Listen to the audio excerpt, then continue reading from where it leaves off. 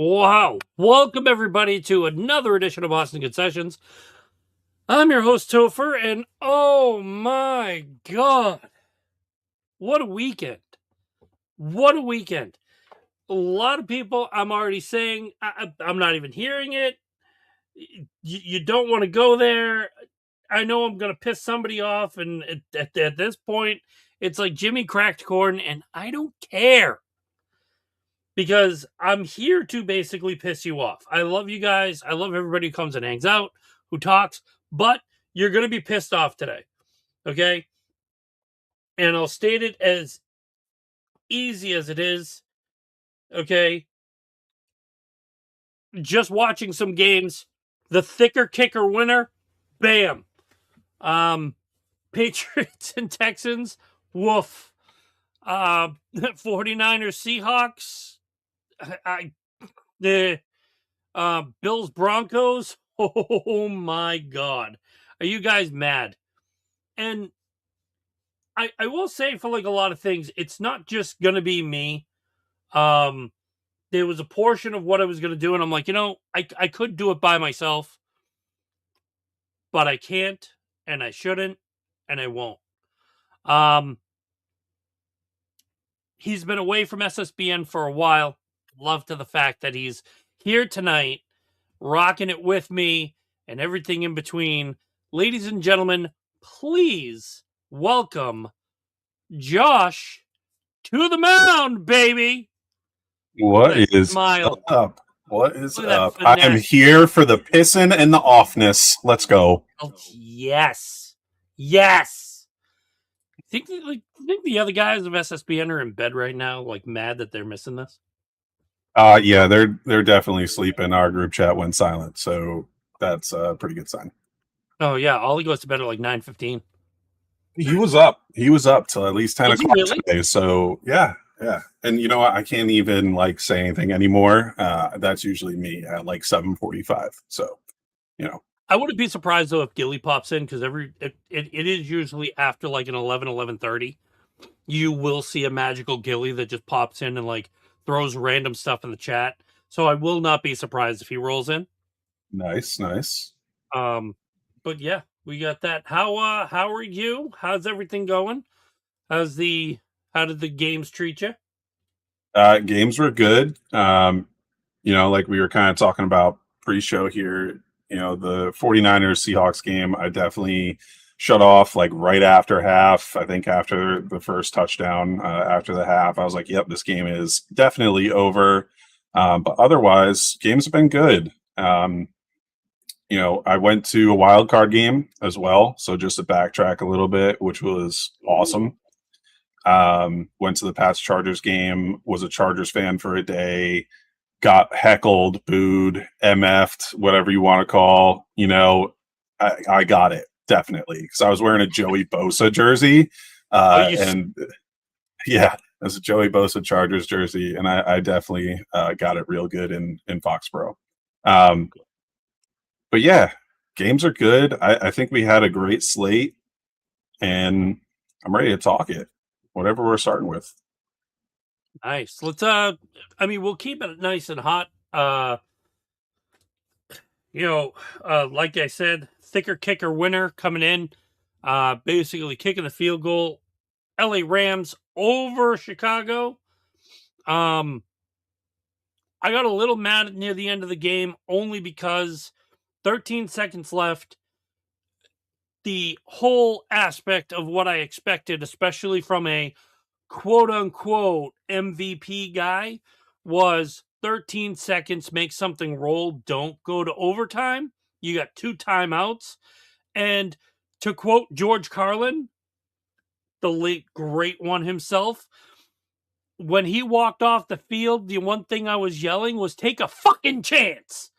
And he didn't. It's like you've got 40 yards to go.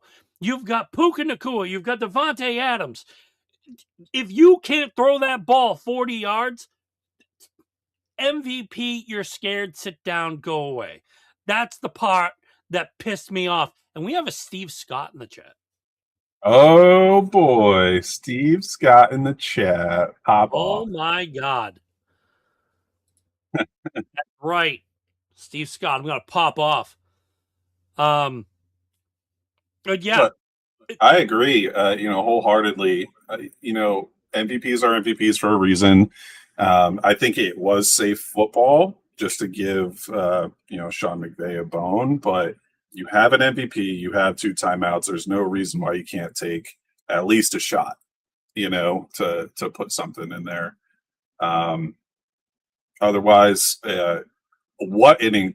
I mean, first of all, backtrack a little bit. Chicago should have never even been in that situation. Caleb Williams threw an absolute dart off his back foot after scrambling 10 yards backwards. So there's that. I know that the offensive PI is a complaint on the Rams end. I didn't see it. I think it's just great handwork, great football.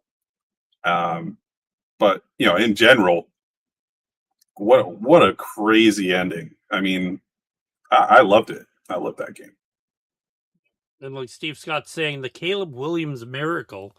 I'm sorry, I really sat there and I'm messaging a friend of mine while everything's going, and I'm like, Caleb Williams has a horseshoe up his ass for the fact of that ball being thrown. And you're right, it did seem like a lot of hand movement, and then there was like the absolute push off, which gave him separation. And at the end of the day, you have just a wide open Cole Kmet. He's not dropping that. No shot. No. But listen, the Bears going as they were. Like, what were they? 7 wins for 7 comeback wins throughout the season, especially the gem that they did last week. Yeah, and it was some ridiculous stat, like 4 or 5 of them were under 2 minutes. Like Caleb Williams has made drives all year round, and he still made a drive to put them back into a game. So it's a lot of it was game winners, but it's just crazy that they even got that far. I don't think anybody had the expectation for the Bears to even make the playoffs this year. I think it was have a good season after all the changes, and let's float because Chicago needs football back, and Caleb Williams thinks he's that dude. That was the beginning of the year. Now Caleb Williams is that dude. I love the guy. He's proven it. I even so far went to say that I woke up in a cold sweat, that I had a dream this man was the GOAT.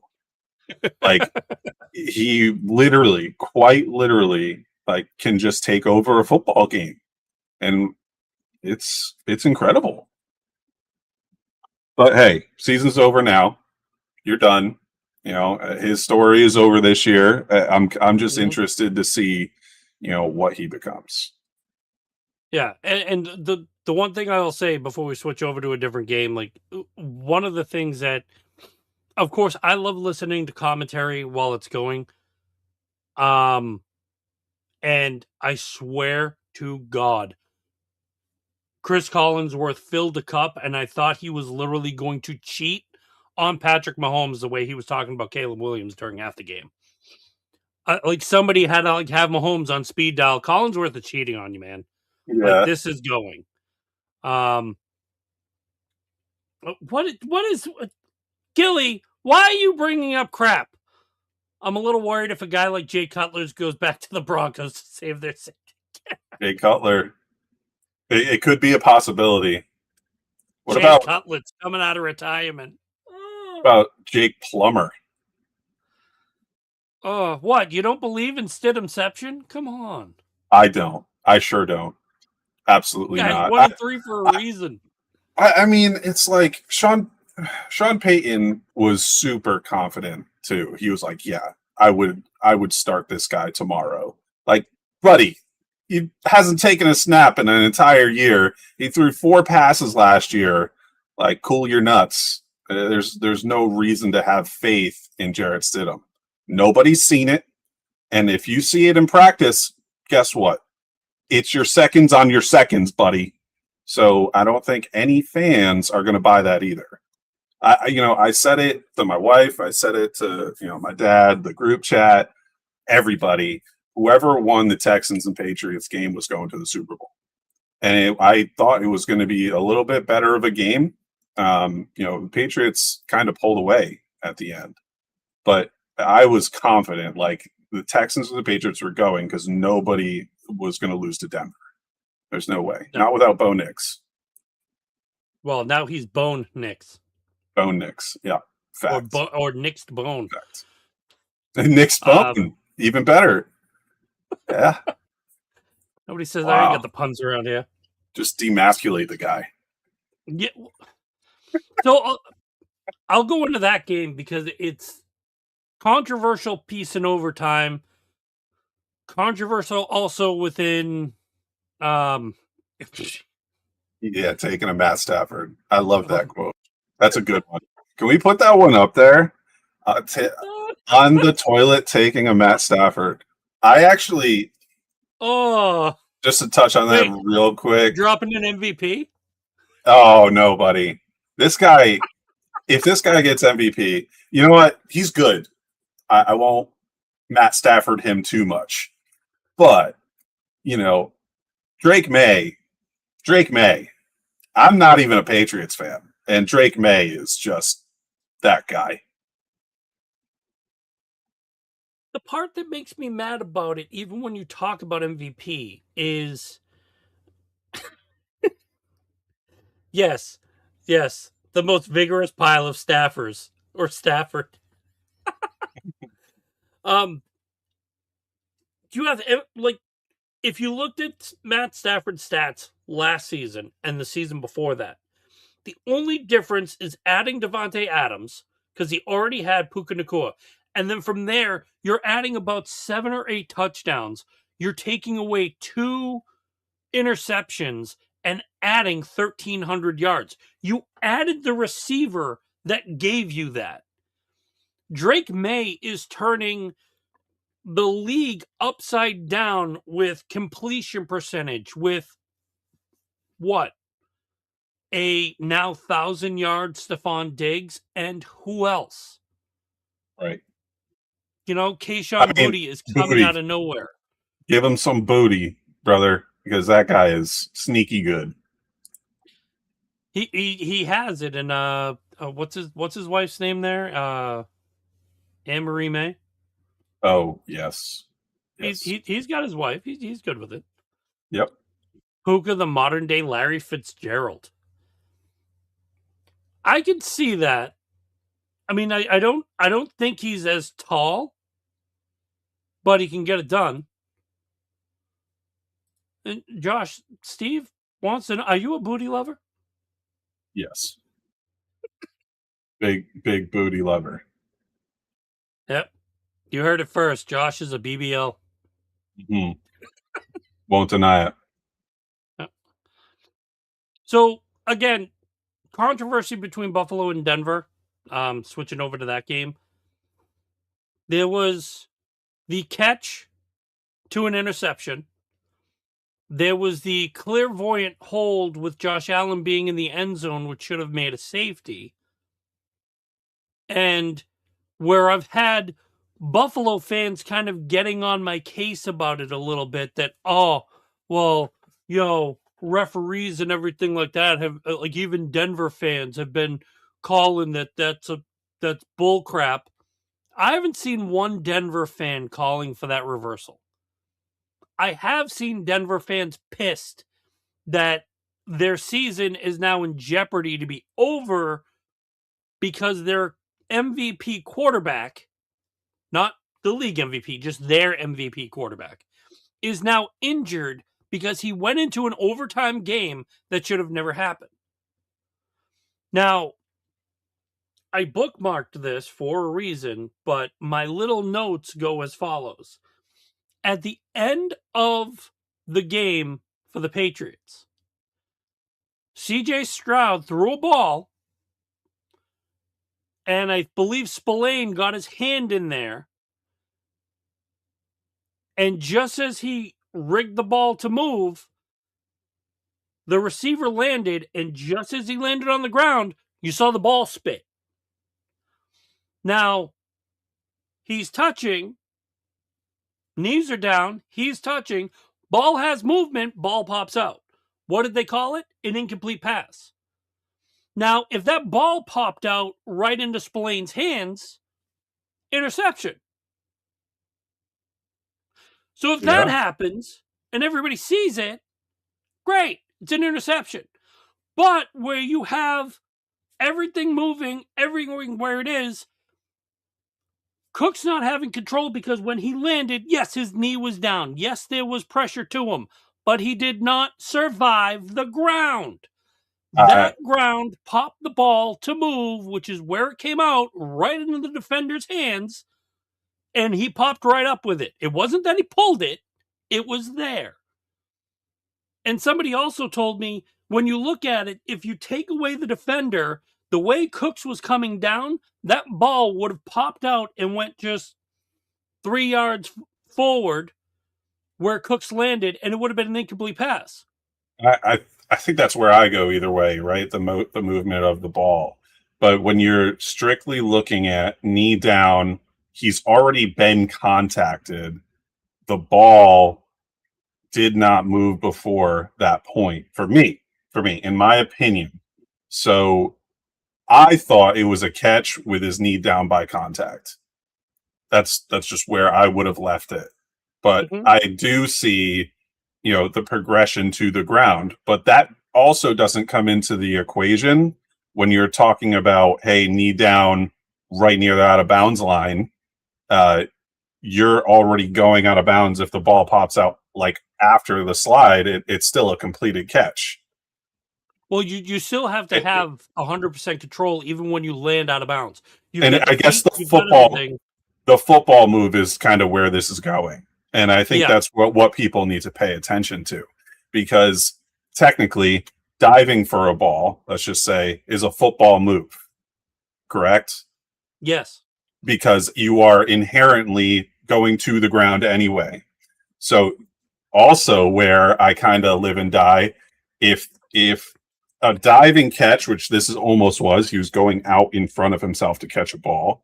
That's a football move. The knee touches the ground, and he is already being contacted. The ball is not out. So 1, football move, 2, knees on the ground, 3, he's been contacted. I think that's a catch. Right there. Stop the play.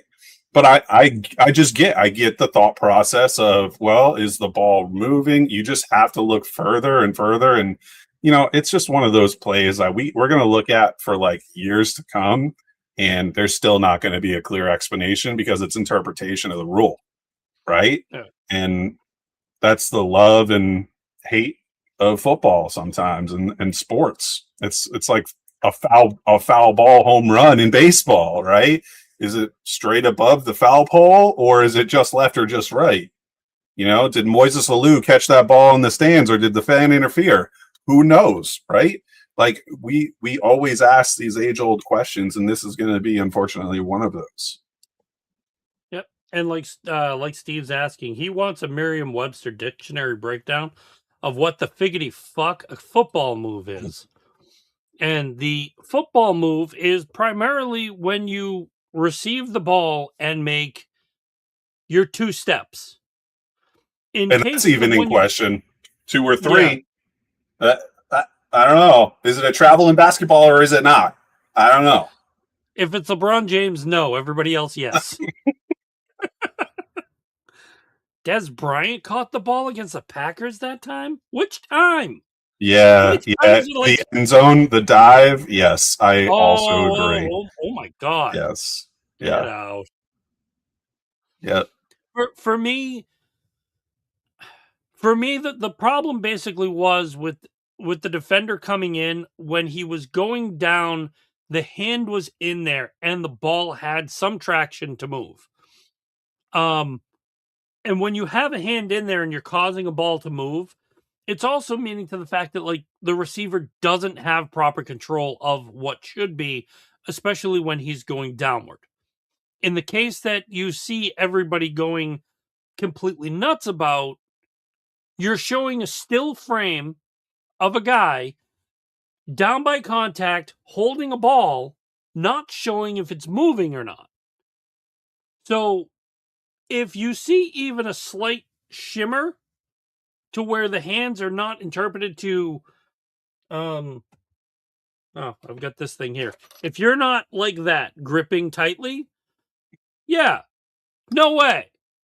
Yeah. But if you're fidgeting, okay, or that's moving in some way while you're doing whatever you're doing, guess what? It's not a full-on catch because you still have no control. It's the same way as, like, Josh brought up the sideline. If you've got 2 feet and you catch that and you're holding it, the minute the ball shifts in any which way, shape, or form, you don't have control.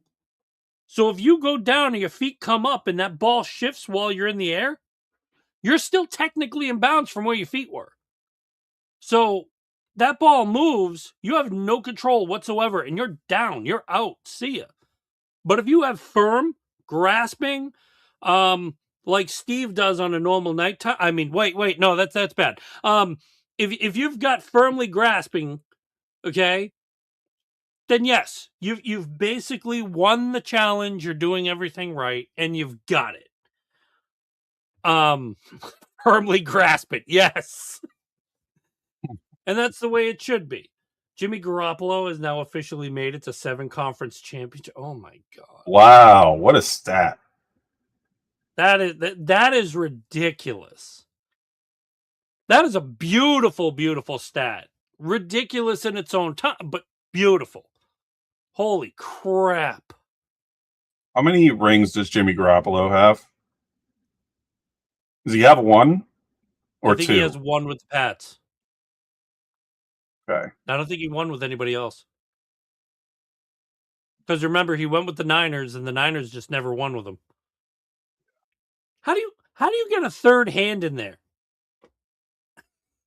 Gilly, where are you getting that? Oh no, wait, you're married now. You have that third hand. Man, that's Oh, still very impressive. which part? The fact that he's married or the third hand? The third hand. Okay, That would Gilly, we be love you, buddy. that's some stuff right there. I mean, I did say I did pick Denver to win, and I did scream to the fact that Buffalo Denver was probably going to be the game you had to watch because it was going to it's in Denver, air is tight, Josh Allen seeing what he can do. You got Bo Nix basically shelling out the harshness with everything going on. It was a complete game. And in any which way, shape, or form, yeah, that game could have went any which way. And when it came down to it, yes, by 3. I guess in Denver, a lot of people still mad to the fact that like they're losing their quarterback to now a backup that is questioning if they're going to bring them anywhere like going forward. Because you are playing now a Patriots defense that has basically ripped up the Houston offense and then ripped up the Chargers offense. Chargers. And a Chargers team that handily beat Denver already, and it's just one of those things that I still look at this whole thing and just say Bo Nix is out. There's no way that team's going to the Super Bowl. 0. And the Patriots, their adjustments, they just work. Like they're just one of those teams. I think the Patriots and the Seahawks are the 2 best teams for second half adjustments so far in these playoffs. And I mean, realistically, they didn't even need to adjust against the 49ers, but they still put up 41 points, and it doesn't happen in the playoffs like that too often. So that is also like the biggest blow. That is the biggest blowout right now in these, like I believe between the wild card and this round right now. That's probably the biggest deficit loss. Yeah. For sure. Okay, Steve, I need you to explain very quickly how Stidham low-key is better than Bo Nix. Yeah, that's not even close to a fact. but that's okay. And you guys, I hate to cross sports, man, but how many times did you guys get on me about Jackie Bradley and Marcus Smart and like just basically calling you guys out for everything and a half? And you're gonna tell me Stidham is low key better than Nix? Get out of here. Jesus. Why did I create the SSBN on there? No, just kidding. I'm kidding. Oh, yeah. Yeah. I think I watched like the first quarter of San Francisco, Seattle, and for me it was I'm watching my team get blown out because I for NFC I do love the Niners. I've loved the Niners since I was a kid. Just seeing them get walloped heavily, especially with how many injuries they've had, everything else that they've had, it was really disappointing. Even down to what you're looking at, and it's come on. Yeah. I'm just so impressed. I'm so impressed with the Seahawks. That's all I'll say. I think the 49ers are, well, it didn't look like it this week, but they're very well coached, and they usually have a great game plan on both sides of the ball. It's whether Kyle Shanahan wants to air it out or control a game, usually. But Saleh is usually locked down. And to be honest, like, I think they did enough defensively in that first half. Seriously, they did what they could because the offense wasn't doing jack shit, you know? And I don't know. It's just wild. That Seahawks team is going to be crazy to see because I 100% believe that they're going to the Super Bowl. I don't think the Rams have a chance against them. And I mean, the offense and even the special teams, like, and you know what? I'll eat my own words, and nobody heard them. It was at my own house. I was like, damn, Chicago, they're starting out right. Like, the stadium sounded good. Like, everybody was riled up. And then all of a sudden, it was just like a dumpster fire, like the first 10, 15 minutes. But, like, Seattle, once they get rocking, they're never stopping. And to have the kick return touchdown and all that momentum in that game, it was just, you knew they were going to win without a doubt. Without a doubt. Steve's still going on about Stidham. My I God. do not think Chris Collinsworth is going to be polishing the bishop to Jared Stidham in any which way. No.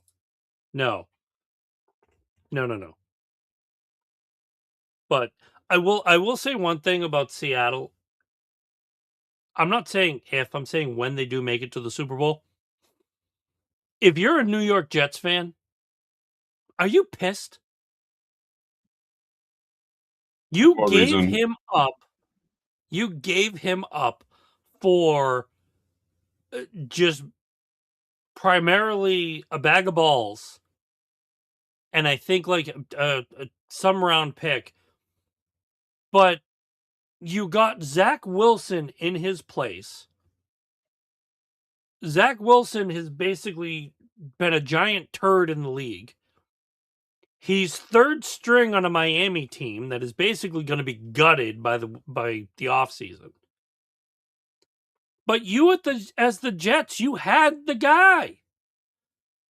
This is the second team that Sam Darnold, or as I've called him on this podcast, Stud Darnold, for a reason. It's the second team he's gone to and has brought a team to the playoffs on a winning market. Yeah. Jets. Yeah. You sit here saying you don't shoot yourself in the foot. You sure did. Sure did. And Zach Wilson is so bad. Where even is that guy now? Last time, was it like Miami or something like that? He's a third string Miami quarterback. Yeah, that's crazy. In my eyes, he's better than Tua Tagovailoa. I'll tell you that. No glass jaw or anything. Oh, glass. His brain's going to be in a. And he's got a concussion. I know he's going to live in a glass jar. He's going to look like that guy from Futurama. There's a reason why Brian Flores wanted to get rid of him. He knew it. Yeah. He knew it. That's why Flores was out in Florida, because he knew it. He was going to be living off pea soup really soon. It's crazy. By the way, Steve, I will say this. Justin Fields did win my challenge, because when the Giants picked up Russell Wilson and the Jets picked up Justin Fields, I said which one was going to be better and which one would survive in New York. Russell Wilson, I think, went out at the second or third game, and Justin Fields was still going. And he wasn't bad. It just the Jets were bad. I have a huge take about the Jets, and Lay it on us. I think they need to be the team that goes to London. They need to go. They just need to not exist in this NFL anymore. You just want to call them the silly nannies, because that's exactly what the ownership is. Well, no. First of all, I have a closet hatred for cities that have double teams, right? So LA, 2 teams, Chargers should still be in San Diego. It just should not be a thing that a team has city has 2 teams. Like in New York, they have the Giants and Jets. I think the Giants are a way more prominent franchise. See you later, Jets. Take a fucking hike. There's just no rhyme or reason for it. You have to fight over a fan base. I don't know. It's just, I don't know. It's difficult. I guess I get it more in baseball. Like the Mets and Yankees, I would never separate them, but I still kind of hate it. It's Queens and the Bronx. It's different, you know? But they play in the same stadium, and so do the Chargers and the Rams. And it's that's just wrong to me. Have your own thing. I can understand. I can understand if you're okay, San Francisco plus one LA team. Okay, San Francisco's in one spot, the other LA team is in another. Great. Or you go to Texas. You got the Houston Texans, and then you have the Dallas Cowboys. Yeah. That's fine. The state's friggin' huge. Right. That's a 3-hour drive. Yeah. Yeah. I mean, even Florida, I-4, literally, Jacksonville to Tampa, it's 2.5, 3 hours. That's fine. Florida's a big market. And then you have Miami, that's another 4 hours away from Orlando. Another big market. It just doesn't make sense to me that you're in the same stadium. I haven't been to MetLife in a long time. I think I went when it first opened, but how do you even have a pro shop? What, you just got both teams in there? That's crazy. I don't know. Doesn't make sense. Well, like Steve Scott said, respect to Sacramento still having the Kings. Yeah, true. I haven't cared about them since Chris Webber was on there. Yeah. Yeah, what a team. And Vladdy Divac. Oh. Yeah. That's old school. That's when basketball was basketball. Wasn't Cephalosha? No, he wasn't on there. What was the other guy's name? Man, it's on the back of my brain. Not DeMarcus Cousins. What was the other DeMarcus Cousins was good. There was another Greek guy that could shoot threes. Peja Stojakovic. Thank you, Steve. Peja Stojakovic. Yes, that was the one. It was there. I just couldn't pull it out. So yeah. But anyway, I know that's off tangent, off the playoffs, but important things that I have to bring up. No, it's well to ask about it. His son will be in the league soon. Oh my god, that makes me feel old. Good Lord. Yeah. Why? What else have That's we that's a got? that's a lot. Um, I was gonna try to see if I could actually get a if actually I can like do this. Um, Steve, Gilly, you guys want to pop in for 5 minutes with Josh and we'll cover the Pats? Unless Also, unless Steve's still on the can.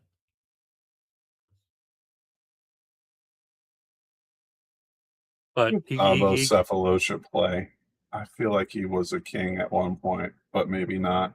I know he was in Atlanta for a little bit. Now I'm like going down a rabbit hole that I really didn't want to be on. Bulls, the Thunder, the Hawks, the Jazz, the Rockets. Nope, oh jeez. nope. That's just my brain doing things. Woo.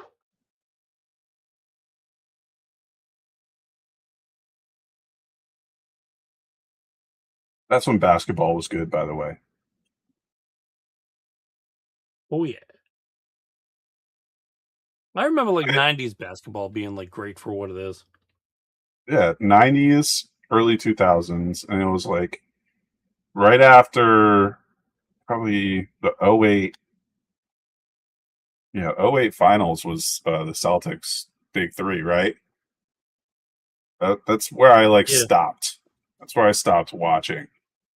For whatever reason, I went to college and just didn't want to watch basketball besides college basketball.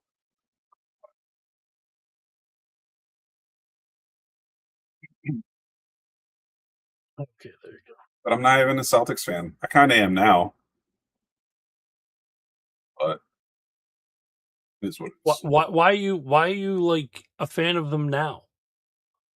Because I just don't care about basketball all that much. So if Okay. I feel like if I just claim a new fandom, that's fine. But I was a Heat fan for a long time. I got pictures, I got jerseys, I got jackets, I got hats. It was a thing. I was a Heat fan like through high school and like a little through college, and I just stopped watching basketball. And like all of a sudden, I just like the Celtics. And the big reason, and these guys know it, you know, Stephen Gilly, Goran Dragic. I hate that guy. I don't know why. It just I don't like him. So he just pushed me away from the team. Steve, you clicked the link that I sent on X. You did it before. You click it, you open it, you put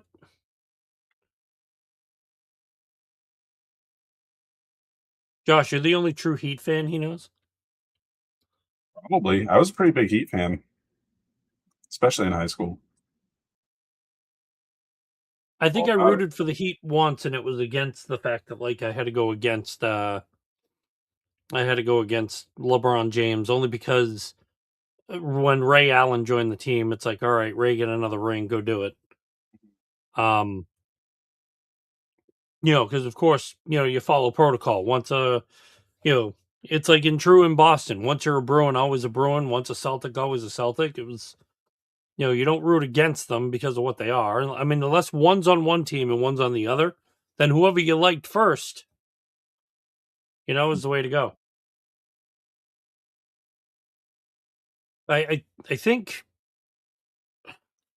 for me, Celtics fan, yeah.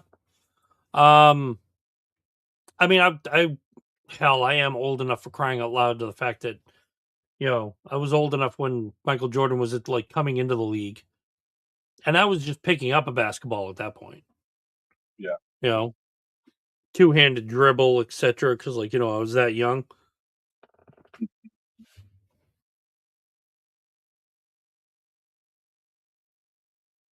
I think I was picking up a basketball. Now, some guy. Kobe Bryant era. I don't think Kobe was even. Oh, maybe. Yeah. No, that might be right about right. When was Kobe drafted? Uh, Oh, See, I kind of What put you was? on the spot there. I know.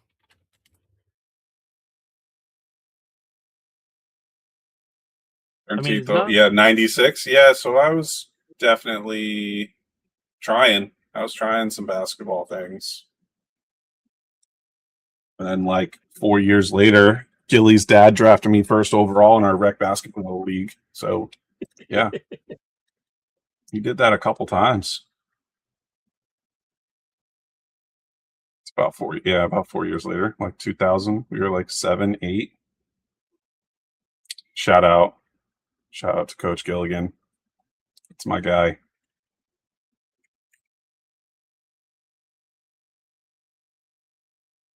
Amps led by Josh. Yeah, that's the only championship I ever won, and like that's a personal hatred stat for me. Not that I don't appreciate it; I appreciate it a lot. But I was in many. I had many chances to win championships, and I lost many.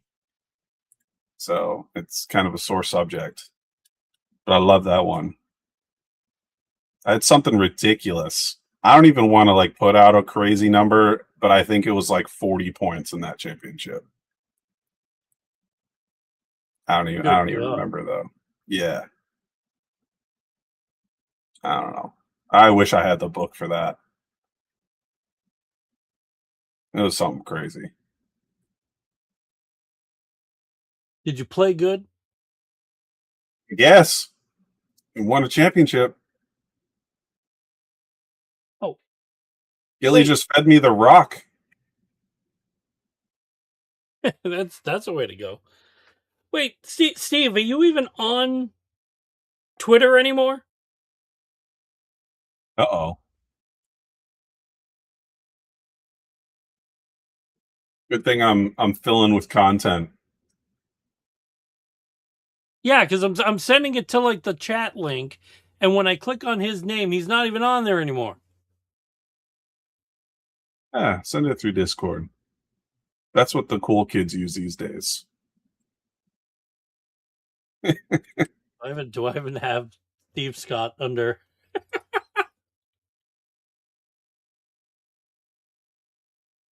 Gotta make sure I use his moniker.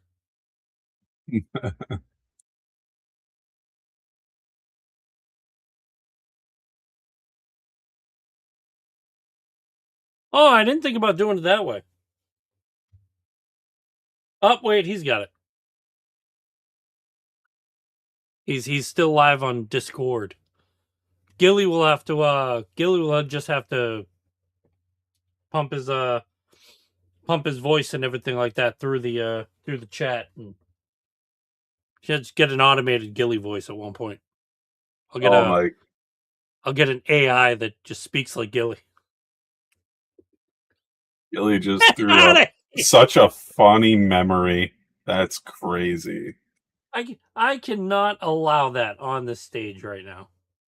No. Uh-oh. Is he wearing something crazy? No. Stidham MVP. Really? Oh no. That's the name you chose? He's not even going to. Probably muted. Probably.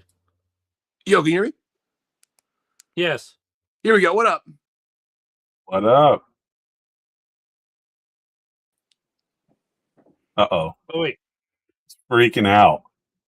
Yep. Can we hear you? This is what Jared Stidham is going to do next week. He's just going to be in and out, and you won't be able to tell what he's doing because it's so bad. What the fuck? How about now? Yeah. Yes, we got you. Better? Yes. Yep. Yeah, yes. There's no Stidham face MVP, to it, baby. but that's fine. You look like a record right now. It's adorable. I'm on my iPad. So what's going on, guys? What the fuck's good? I hear your Stidham hate. Why? It's not hate. It's just stats and everything abound, like going against the team that drafted you. It's just you really want to disbelief? face that? Oh, Stidham unproven, Stidham unseen, Stidham sucks. I don't know, man. It's all the same. You watch. I mean, hell, I nicknamed him Stidhamception after like how many like interceptions he had the last game he played for the Patriots. Oh, I thought you named him that because you love the movie Inception, directed by Christopher Nolan. Also, The Odyssey coming out by Christopher Nolan. Shout out. Very excited for that. Very Me excited. too. Like I'm excited for Jared Stidham to pop off, dude. It's going to be surprising. But also the Patriots are going to win, of course. But I just think that Stidham's going to surprise some people. It's okay, I'll believe it when I see Gilly it. saw a dude at a bar in Philly wearing a Pat's Jared Stidham jersey. If that's not fitting. Bless that man. Wait, Gilly, was that you wearing it though? No, it was me. Oh, imagine calling himself out like that. I saw it, dude. Yeah, it was me. Sorry, dude, I walked by this mirror. Oh man. Let's see if I can get my computer. Yeah, so what'd you guys think of the Patriots game today? More than I expected. I thought it was going to be like low key, good defensive. I've already had to defend the fact of seeing Drake May, I don't know, fumble a couple balls, and it's like, what did you expect off the number one defense in the league? You knew that things were going to happen, and what? He threw 3 touchdowns against the number one team in the league that was supposed to shut him down. But he did something that, Aaron Rodgers wasn't able to do. Throw a touchdown against the number one team, defensive-wise. Plus, the Patriots on defense were a bear this week. And I think one of my TikToks said it perfectly. CJ Stroud was seeing ghosts everywhere he turned. It was either his finger was screwed up or he was just off. But that man just didn't look like he was fitting his helmet either. He had like the cheeks sticking out. Yeah, I think it's time to put CJ Stroud in a coffin, unfortunately. And I was a big believer, man. But that guy cannot do it. I think the turnovers were a disappointment, just the amount of them for a playoff game, like just across the board. But in general, it was a pretty good game. We got Jay Catpock Shakur. Who's this? That's me. Just joining from something else. Changing your name just because you want him? We're gonna get Maurice Chanel Sr. or Maurice Chanel the Third in here. The grandfather, Mo Sense Chanel. Mo Sense. Somewhere on the Twitter feed, Ollie like wakes up and just pops in and is like, "Dude, what are you guys doing in here?" Oh, he's long sleeping. Oh yeah. Wait, so the last thing I heard, Josh said CJ Stroud's gonna be put in a body bag? In a coffin. Coffin? Why? Why? I'm away, dude. I'm over it. You mean his career or like the physical person? Yeah, he's just done, man. Like I was a big believer. Me too. I was. He looks bad. He cannot do it big time. He's I'm gonna say it. I'm gonna say it, and I almost don't believe myself, but he Josh Allen'd himself. He Josh Allen'd himself. Wow. And you know what? It hurts. It hurts to say that because I love Josh Allen, and I don't know what to feel, but like Josh Allen can't win a big game. His teams don't win big games. So like and he's Jim Kellying. I don't know. Like there's all these great quarterbacks that never won. Josh Allen's one of them, right? And I feel like CJ Stroud is always going to get there over the next few years, whether it's wild card or whatever. But you're going to see wild card exit, division round exit. Like he's just going to be that guy, and I believe it. After seeing that, you don't see it. Do you guys believe to the fact that Joe Burrow will make it back to that place, or Lamar Jackson will make it somewhere where he can sniff a Super Bowl again?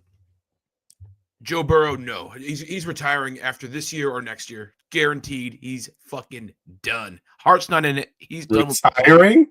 he doesn't give a fuck about the sport, man. He's done. He's going out like Jake Plummer. I'm telling you, he'll be retired by the age of 33. Mark it. So what's he gonna do? Like go make a rap album and like wear his chains all over the place? He could, or I think he'll become a movie star. I do like Gilly's take though. Joe Burrow needs to go to Pittsburgh to win again. Do you think Joe Burrow can go somewhere else and win? Yes. That's the easiest quote me on it. Yes. If Joe Burrow went to Miami tomorrow, that team would be a playoff team. Oh God. No, dead serious, because Tua can't play football. The dude is literally a brain in a jar. We've talked about this. So you have Achane, who is a great running back. You have all of these wide receiver threats. You're telling me Joe Burrow can't do something with that? Oh, Joe Burrow would annihilate everything. They don't really have a pure tight end, though. No, I guess not. But you'd have to work on that. But I think once you put like a good tight end, a guy who can throw, and at least get them a coach, yeah, Miami would. I was fearful for Miami when, like I said, when they had the coach beforehand, before McDaniel came in, when Brian Flores was there, he built that program. He made everything with that program. McDaniel just took it and ruined it. And I think if Flores was still there, that would be a huge thing. And I'm still stating that Flores will probably be the coach of the Baltimore Ravens. Oh, that would be interesting. Yep. I think that's a job that is in limbo. Like, I don't know. One of my dominoes has already fallen. I did say when Harbaugh left Baltimore, the purest place for him to go was New York. You have Jackson Dart, you have Scatabo, you have a young, talented team, especially their wide receiver coming back from injury. That is going to be a team you want to coach. And lo and behold, where is he? I don't know who's going to want Lamar Jackson. I'm going to put that out there. I'm serious though. Like, I don't know if you want to pick up the pieces of what Harbaugh just left. That team was broken because of the Steelers. And I don't know. I don't think Lamar Jackson can do it anymore either. I think whatever happened to him this past season with that injury really hindered him. He couldn't run. He wasn't making good decisions. I don't know. And to go back to the question, like Lamar and Burrow, like I'm taking Burrow 100 times over Lamar Jackson. Facts. I think he is so done. And I don't know if there is a space for Lamar Jackson. Think of any other team that man could go to make better right now. I think we can name 5 for Joe Burrow, right? I don't think there is a single team that needs Lamar Jackson. Let me think about this. Especially when you have Texans. No, I don't think so. That makes them worse. You think so? That's not their offense. Yeah. No way. Stroud is still young. He's still durable. Yeah, he had a bad off season, the playoffs this year.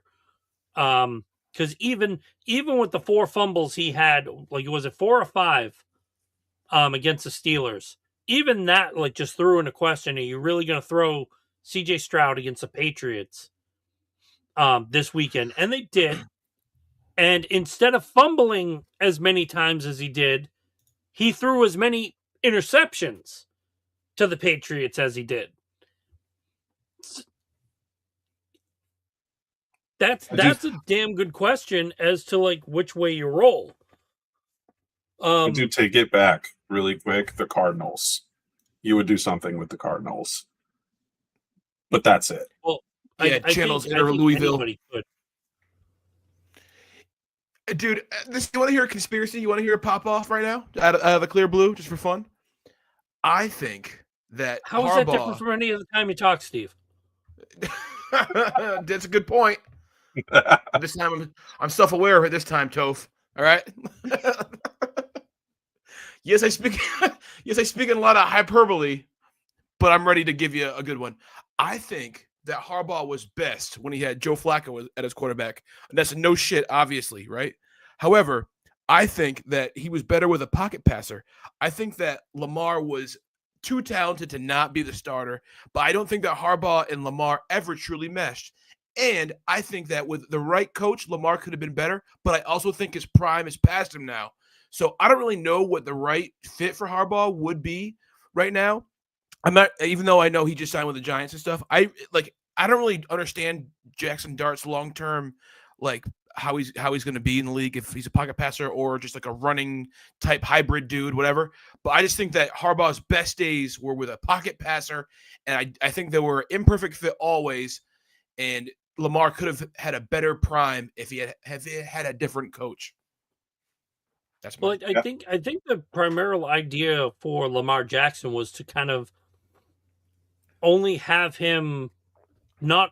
If you remember when Lamar Jackson first came into the league, he was running all over the place, and I think it like took away from their passing game, but it made them a strong running team.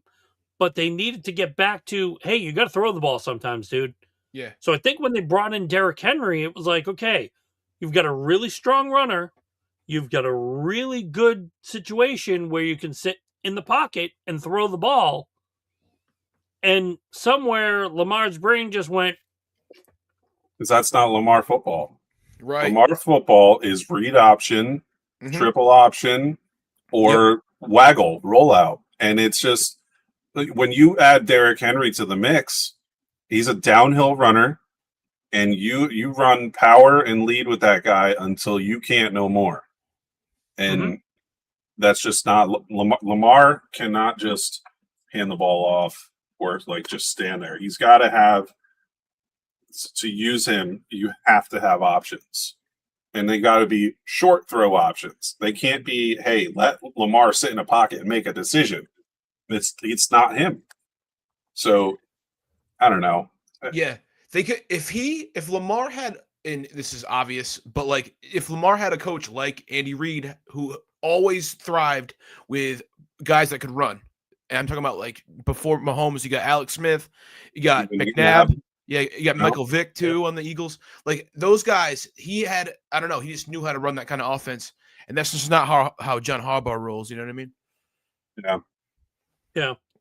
So I think Dart, though, if you look at Jackson Dart, the kid can throw.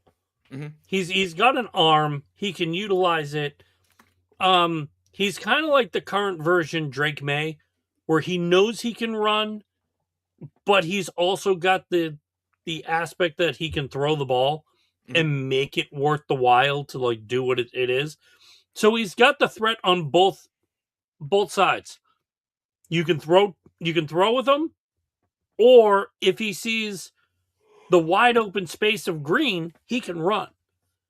And that's basically what you need. And then having Scatabo being as he is on a running back, and Malik Neighbors right down the way, you've got your quarterback option, you've got your wide receiver, you've got your running back.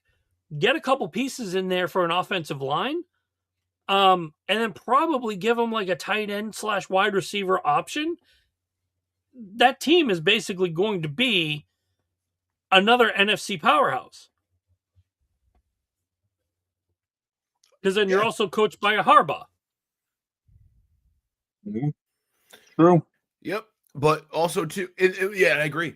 I think that I think Dart's got to figure out if he really is a hard runner, or if he's going to be, more pass first. He freaks me out with that running. I don't know. His run style kind of kind of sketchy for a long-term type guy to build your team around, you know? It's like a John Morant just jumping around, smashing his head in. Like, what are you doing, dude? I mean, one thing I was like, since we're on the battle testing of coaches, I was going to ask Josh how we felt about his new coach in his in his team. I don't know. And of course, Gilly asked the big question: Kirk Cousins is QB1 in Atlanta next year. I mean, he has to be. He has to be the start unless Penix gets right quick. Figure that out. I just don't know. I think the hiring is good for what's out there. The problem is that you're bringing in a coach that is very much the same type of mentality. Raheem Morris was a player's coach. Mm-hmm. So is Kevin Stefanski. And I don't know how different you can be, but it's got to be different enough. And I know Zach Robinson is going out there and trying to get a new job because Kevin Stefanski is the offensive play caller. So there's going to be there still is a lot of uncertainty right now, and I think until we see the product week one, who's at quarterback, who's calling plays, and just how this team looks up, and maybe what the storyline is after the preseason, then we'll know. I really can't give you a good shake on it because I really don't think that it's that much different than what we had. So for me, I think the front office was the biggest move that they made. I think that's the best thing that they could have done, firing Terry Fontenot. He didn't do right by them for years. It's a long time coming. And to hire somebody like Matt Ryan, who, quite honestly, I loved to a point and I hated to a point, right? Because the Falcons are still going to Falcon. I love that for us. I love that that Matt Ryan is a part of this now because you know that he means something. So it's a really hard question to answer, other than to say like it's a good hire. He's a good coach. Like Vrabel was talking about him in the pregame coverage today, how he learned so much from Kevin Stefanski and coaching in Cleveland, but. Yeah, I don't know, man. I don't know. I'm not saying like woohoo, let's go. Like I'm just like, all right, I'll see it. I think for me, like I like the presence of Kevin Stefanski. I wasn't picturing him in Atlanta. I think Atlanta was basically like one of the number 2 places that like I could see Brian Daboll going down there. But I can also see him taking the Texans not the Texans job, the Tennessee job, or becoming the offensive coordinator for the Eagles, which is huge talk for him to do now. But it was even when like somebody brought up Robert Saleh, and I'm like, Saleh deserves another head coach job. I can't see him in Atlanta because it would kind of mimic almost how he would be in New York. Yes. But the bonus to him going down to Atlanta would be the reins would be off. He would have a lot more control and a lot more things to do in Atlanta than he was in New York, because I still think he was really held back in New York. He wanted to let go and fly in New York, and that ownership, whoever the hell owns the Jets right now, they need to let go, because the franchise is not going anywhere anytime soon. They are the armpit of the NFL. And to anybody who's a Jets fan, I am truly sorry. I would give you a hug if you allowed me to. I would give you a pat on the head. And somebody mentioned it, Joe Burrow in Miami is Chad Pennington on coke. Probably right, but Chad Pennington was a really good quarterback. And he had the pieces to do what he did in New York. And the team just failed him. Yeah, for sure. Just to put it into perspective, which I mean doesn't mean a lot because nobody is like a Falcons fan besides me. But like, everybody's got to be one though. I had 3 wish list coaches. Okay, and it was Kubiak, Lincoln Riley, and Dan Lanning. Really? So that's it. That's all I wanted. And I knew Dan Lanning wasn't going to go anywhere, right? He's going to stay in Oregon. Lincoln Riley is at USC. Like, I love that guy. I wish he would just be my coach forever.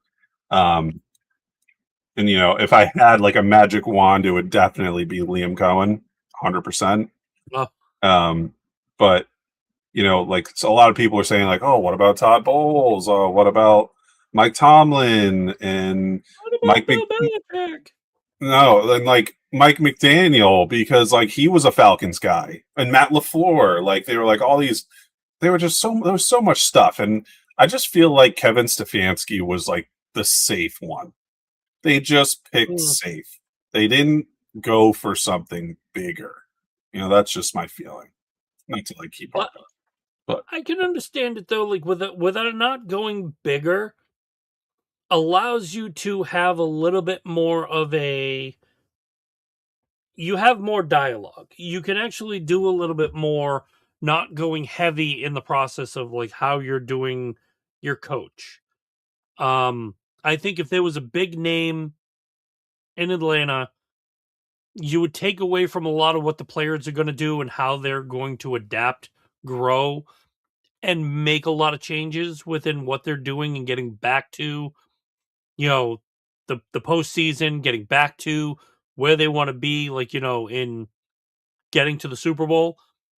And I think with like a top tier coach, you're going to have a lot of headbutting. You're going to have a lot of, dude, we can do this. We can do this. This can be like one of our flashy things. And I think that's going to take completely away from the job of what you should be doing, which is you want to build up Michael Penix.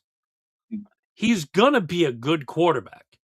You just got to let him grow. And I'm not talking about the nickname Michael Penis that he had at one point. I'm talking about Michael Penix himself. Bijan Robinson is going to be an amazing runner. Okay? And Drake London is going to be still a hot-handed receiver.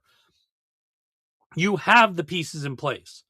You have the ways and means to do it. But you have to get them to grow as players.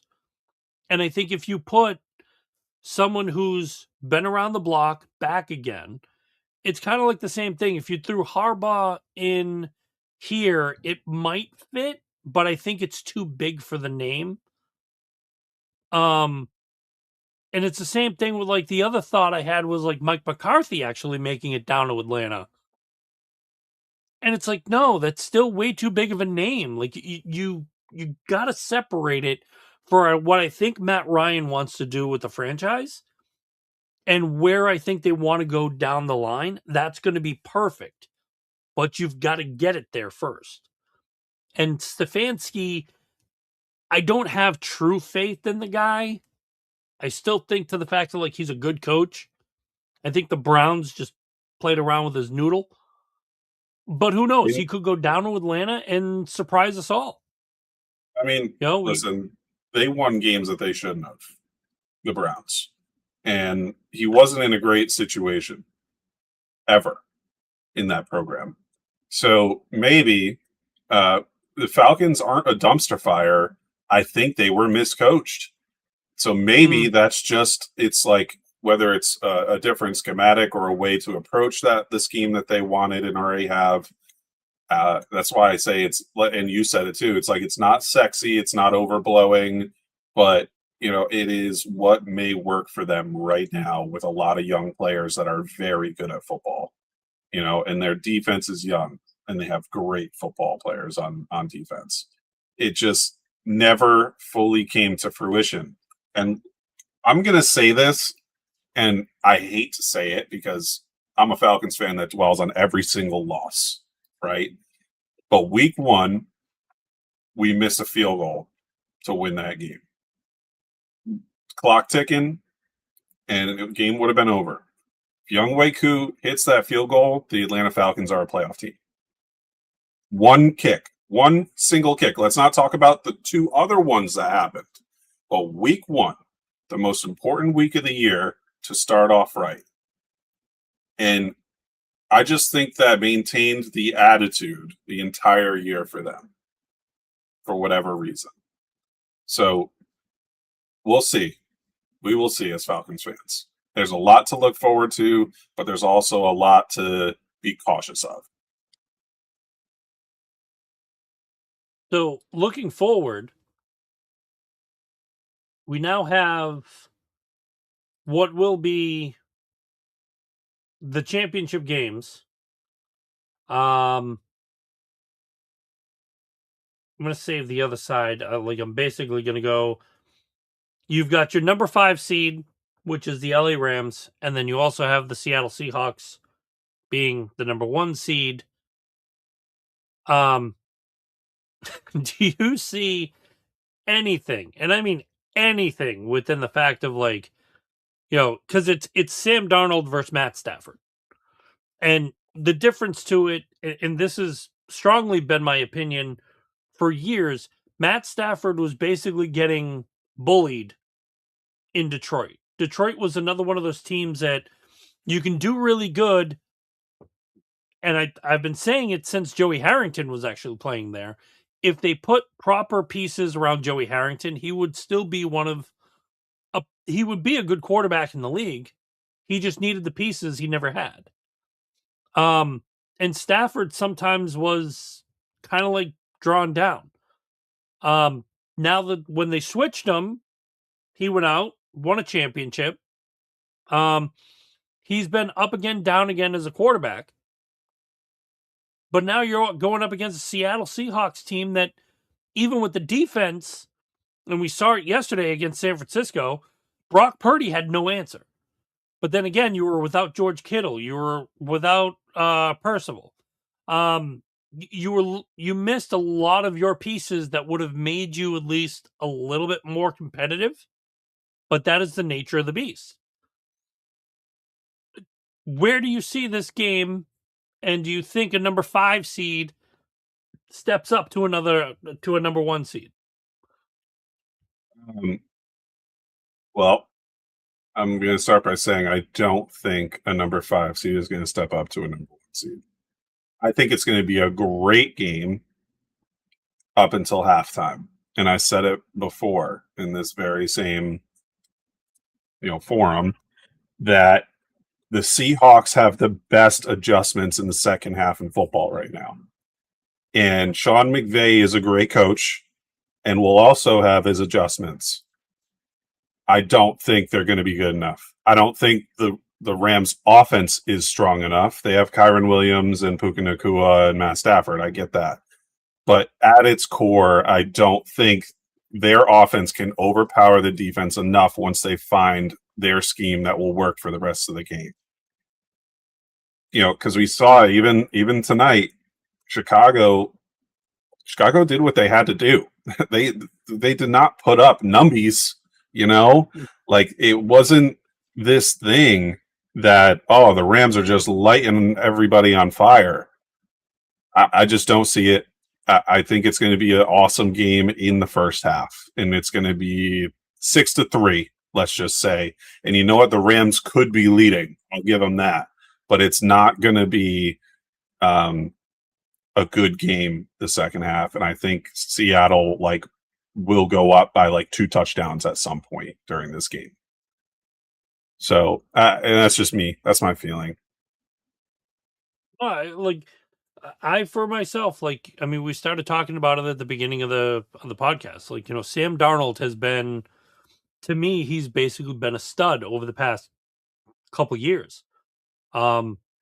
Just taking that 1 year with Minnesota and making a name for himself and saying hey, put me on a good unit and I will show you what I can do. And he's had some flashes of New York Darnold, and that's okay.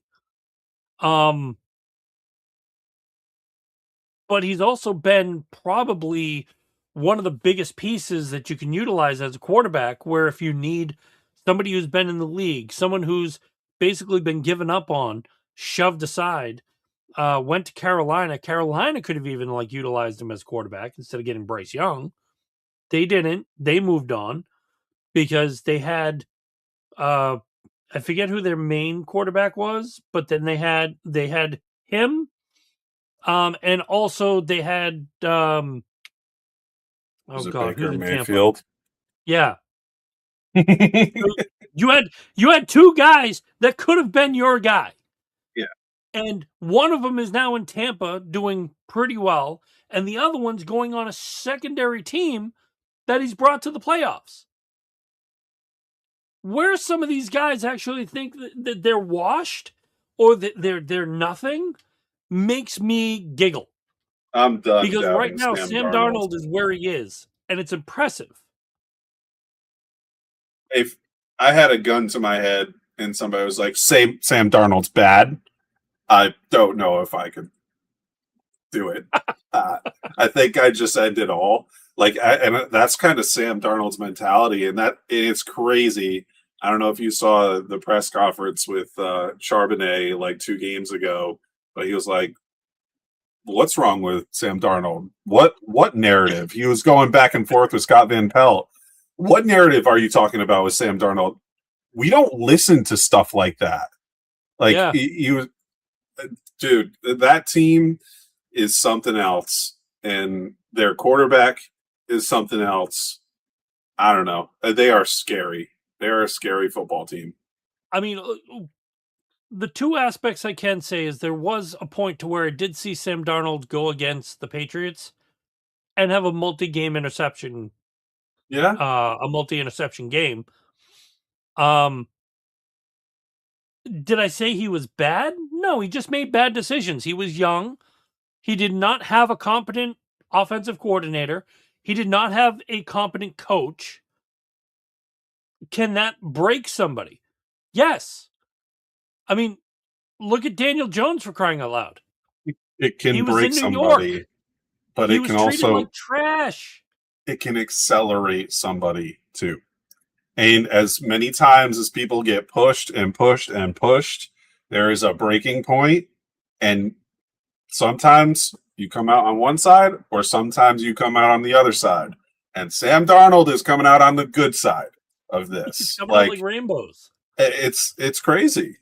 You know, he has been through so much as a quarterback, and has really, really blossomed. So Yeah, I mean, I have a feeling he's going to go into that game. And for me, this would probably be like a true test to see how Stafford would do. Because there have been a couple games that Matt Stafford went into, he should have owned. He should have owned, he should have taken ownership, and he basically should have ran over teams. And he played like trash. The couple games that Drake May had where he was bad was beginning of the year. After that, he started to just get better. His completion percentage was better. He was not turning the ball over. He wasn't running around. He wasn't doing anything that was completely crazy. And the beauty part is he just kept on getting better. And I'm taking this from somebody who's taught me certain things. You've made it when people are talking bad about you. yeah, absolutely. Because they either hate you or they want to smear you. Yep. So people talking bad about Drake May, the kid's made it. Hate to break it to you. Because no matter where he stands, whether he goes home or he beats the Broncos, he's still going to be a presence in this league for many years. He's 23. He ain't going anywhere.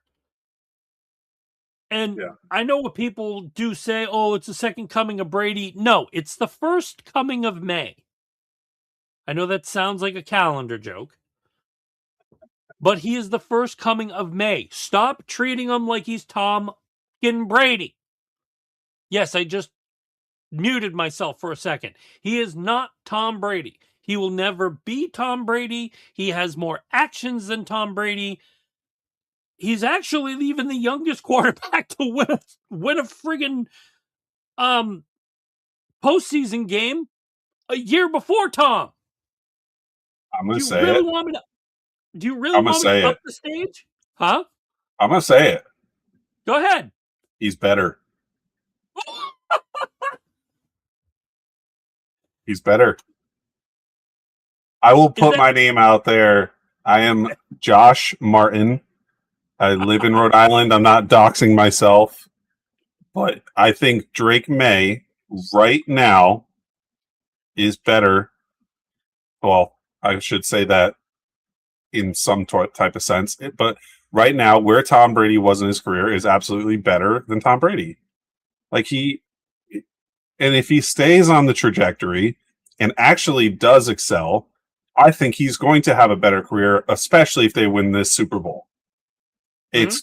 It is going to catapult this kid further than I think most people can comprehend, because he has a lot of the tools that Brady doesn't have, right? He's not Scrambling? an elite runner, but he is a good runner. He makes those decisions when to run, but he is a pocket passer and has the same sense, and can carry a team that did not belong. You Yep. know, it is, he is writing the book right now, and it is his book because it is different. And I think it's different because he is looking better than most people give him. And yeah, he's getting the MVP talk, and that's good for him. But I really think like people are underselling this kid, even when we're talking MVP. He may be one of the greats coming through, and we're watching it in real time. And we kind of said that with Mahomes the first couple of years too, and he's still up there. I mean, he's getting hurt and stuff now, Yep. but it's going to be the same conversation. If the Patriots go back to back, or have a couple of years that they're in this thing, we're going to be talking about it for sure. Now, I'm going to go on. Hi, my name is Topher Hurley. I'm literally going to throw this out there because I'm foolish. I've got that fool strategy. I mean, what? The podcast has been around for like almost a year and a half. Like I'm going to throw it out there. Do you think, to the fact of where Drake May is and where I'm adding to your effect, which is he's better than Tom? Do you think that's why Tom snubbed him for MVP and went Absolutely. directly to Stafford? Yes. Okay. I Want to think make sure I wasn't the only one. no. I did hear that somewhere else. It's like, and then there was like the Gronk thing, where Gronk did the interview with Drake and he called Tom Brady, and Tom Brady was like, I love you, buddy. But he was like, yeah, fuck you. Like, you're taking away my legacy. No. But like, there's just something to it. And if you're not seriously having that thought, I'm not going to call you silly, but I'm going to say you better start, because he's not Tom Brady. He's not. He might be something else. Mhm. I mean, I still remember when we were like, there was a time I was talking about quarterbacks with somebody, and it was the first time that Russell Wilson won a Super Bowl. And I said, get used to this, because he may win another one, but over the next 5 years, Russell Wilson is going to be a thing of the past. He's going to break down from Seattle. He's going to go somewhere else, and he's just going to fizzle out into the sun. The trajectory that I called everything for Russell Wilson is coming into play. I said the same thing about Patrick Mahomes. He's going to be very good. The Andy Reid era is going to end at some point, or the Travis Kelce era is going to end in Kansas City. And you're not going to have Patrick Mahomes that is going to bounce around anymore, because he's already starting to break down like Wilson was. And that's the way they've went. Do I want this to happen to Drake May? I don't think it will, because the kid's got the throwing ability. So if you took away his scrambling and his running, he's got a little bit more in the mentality of what he can do, especially when he's changing plays at the line. He is reading defenses properly. He is making, like, this is his full-time job, and he's putting in 85 hours a week, and it shows. Some of these guys, yeah. And yes, he will match, like, if he does win MVP, he is matching Mahomes. He is matching Kurt Warner. He is matching Dan Marino, and he is, who else was the other one? Lamar Jackson being the second year quarterback, but I believe he will also be the youngest. I don't know what to say. If that snubs people, then snub Kurt Warner. Okay? Snub Dan Marino. Snub the first ballot Hall of Famers. Go ahead. Yes. You know, like I'm right there with you. Again, not a Patriots fan, so can't call me a sucker, you know. But it is a thing, and it's going to be a serious conversation. And I'll say even more serious if they make it to the Super Bowl. Mm-hmm. Okay, like if they win it, it better be a conversation, you know. And I don't know who's going to win MVP. Nobody knows yet, but you know, I hope it goes to Drake May because I want it. I want it to happen. I want the conversation to be had. So, yeah. And by the way, you know, when you said 85 hours a week, I kind of chuckled to myself internally because, you know, Kyler Murray's putting 85 hours into Call of Duty, not being a quarterback. So, you know, then you got players like that. So, yeah. But I mean, like, in my avenue, take away me being a Patriots fan. I'm a football fan, period. I'm a fan of sports. So even if I'm not rooting for my home team, okay, I still have to look at things logically. So I'll look at them as a fan aspect, but then I'll look at them and break them down as a fan. So when I'm talking about, you know, the pick between Buffalo and Denver, it's not to the fact that I hate Buffalo. I'll agree with you on one thing. Josh Allen is an amazing quarterback. He just can't win. I have a feeling Sean McDermott has basically hit the ceiling for what he can do to that team. Yep. And I think they feel it. They feel it. Yeah. But when everybody's sitting there like, oh, we feel for Josh Allen feels for the team. Yes, there is the passion. And that's why I've got to hand it to Josh Allen for being as great as he is. And I'm not taking away from a lot of Bills fans. Guys, I feel for you. I really do. And I'll probably clip this and put it on TikTok so you guys can yell at me. But if the Patriots aren't in anywhere, I will root for Buffalo. Listen, I've been alive enough to see 4 Super Bowls where Jim Kelly, the poor man, went to 4, got robbed, got strung down, even by his team. And that man doesn't have a Super Bowl. You know what he's known for? Losing. Yeah. You know, I still remember Hall of Fame. Hall of Famer for losing. Yep.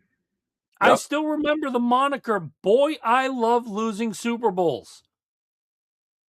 We used to say that all the time. And I didn't understand how bad it was until I got older. And it's like, that man, that poor friggin', I was making fun of him. But it makes you even look at, like, again, crossing sports makes you look at Bill Buckner. It was a ball that went through your legs. You still had another game. You still had everything else to the fact that, like, you could have got another batter out. Okay. You did nothing after that. And you blamed a man for a ball going through the legs. It's sad. It is. And as on the other tick of looking at me as a Patriots fan, I've had 20 years of watching just greatness. Even when it was, hey, the greatest in the business went down, and they still were a 10-win team? Yeah. What, Castle ran the team for like that 1 year? I would love 10 wins. Yeah. Anybody would love 10 wins. That's why, like, when Brian Flores was in Florida, and all he did was he wanted Tua out. He didn't want Tua as his quarterback. He wanted the quarterback that was going to control the boys and get the job done. And the owner was like, no, I don't think we see eye to eye. If you know now about Tua what you knew then, would you get rid of Brian Flores? No. You'd side with them, get another quarterback, and you'd probably be where the Bills are right now. True. Probably going home, but you'd be up there. I mean, those are weapons, and your defense was not a slouch. I say it because one of the guys on TikTok I watch, okay, buy here, pay here, Pops. You're amazing. But if anybody watches this man on TikTok, I will say it straight up. He always roots for the Patriots to lose. He thinks the Miami Dolphins are the best thing on the planet. And I feel bad for the guy because every single time he says the Patriots are going to lose, he's got egg on his face. The bum Patriots are going to lose. They're going to not go anywhere. They wiped the Chargers. Say the O-line is bad. I don't care. Okay? They won as many games as they did. They got to where they are. They're a playoff team. They're also a team above 500. Say what you want about Houston. Oh, Nico Collins didn't play. So? CJ Stroud couldn't throw to crap. If Nico Collins was in there, who's he throwing to? Nobody. That's what happens when you see ghosts. Yeah. Fact. You know? Took on a Ravens team, and you complain about Lamar Jackson going out. Okay. They still won a couple games without Lamar to get where they were. You can't take that away from good teams. Their backup will step up. The whole team will step up. I remember even when they were playing the Buccaneers. At the time, Baker Mayfield was in the MVP conversation.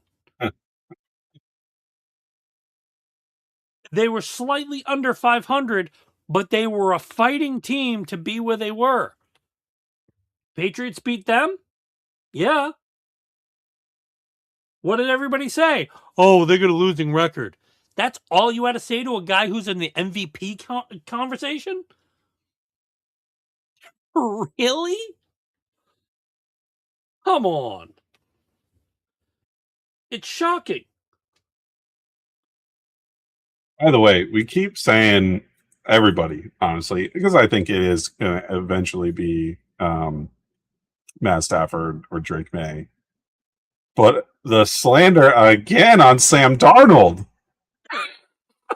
We're just naturally doing it to the man. Like, why isn't he getting MVP votes? He still had a 4,000-yard year. Like, yeah, okay, he had 14 picks. That's really like the blemish, right? But like, he led the team. There is a portion of MVP, meaning you are the most valuable player to this team and the league to show and portray like what you are, right? And I just feel like, again, without meaning to do it, we're all slapping Sam Darnold in the face. I'm looking at it now to bring it up to speed because I saw Sam Darnold's numbers, and then I'm looking at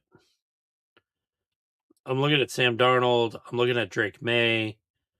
And right now I'm gonna look at Matt Stafford's. But it also look at who they have. Like Stafford, like I said, has Puka Nacua. And then right from Puka Nacua, he has Devontae Adams, who showed his mustard today within having the ball thrown like where it was and pulling that amazing pass in. That's what you have. And then you have their running backs. You have basically their offensive line, which is Fort Knox. You have the tight ends of like the LA Rams. Your offense is stacked. And it's also like where you look at, when you go into Sam Darnold as well, offensive line pretty stacked. Cooper Kupp, hello. You've got some ASN. good pieces. Yeah. And then look at the Patriots. I know. That's my vote goes to Drake May right there. Like rookie lineman. Yeah. and Booty.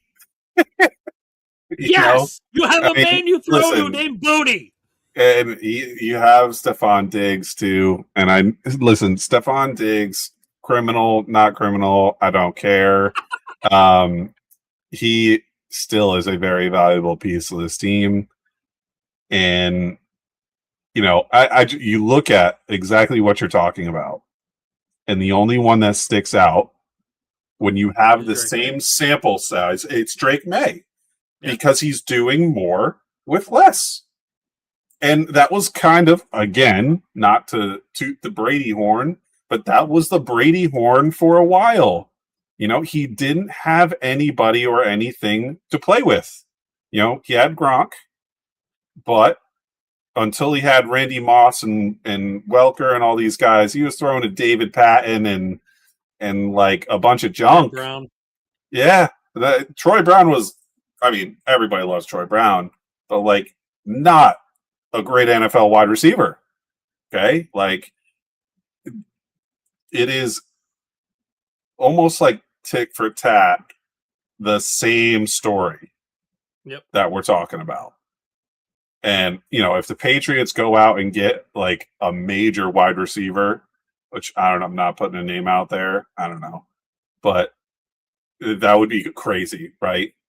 They have Hunter Henry. He's kind of like Gronk. He's not Gronk at all, but no, it is crazy. Yeah. It is crazy. But again, I just wanted to throw Sam Darnold a bone because he deserves it. He deserves to be in the talk. So looking at these numbers, if I had to look at all three, Sam Darnold for the regular season, he was 323 for 477. His completion percentage was 67.7. He had just shy of 4,050 yards. His average was 8.5 yards a throw, 25 touchdowns, 14 interceptions. His longest was 67 yards, and his rating was a 99.1.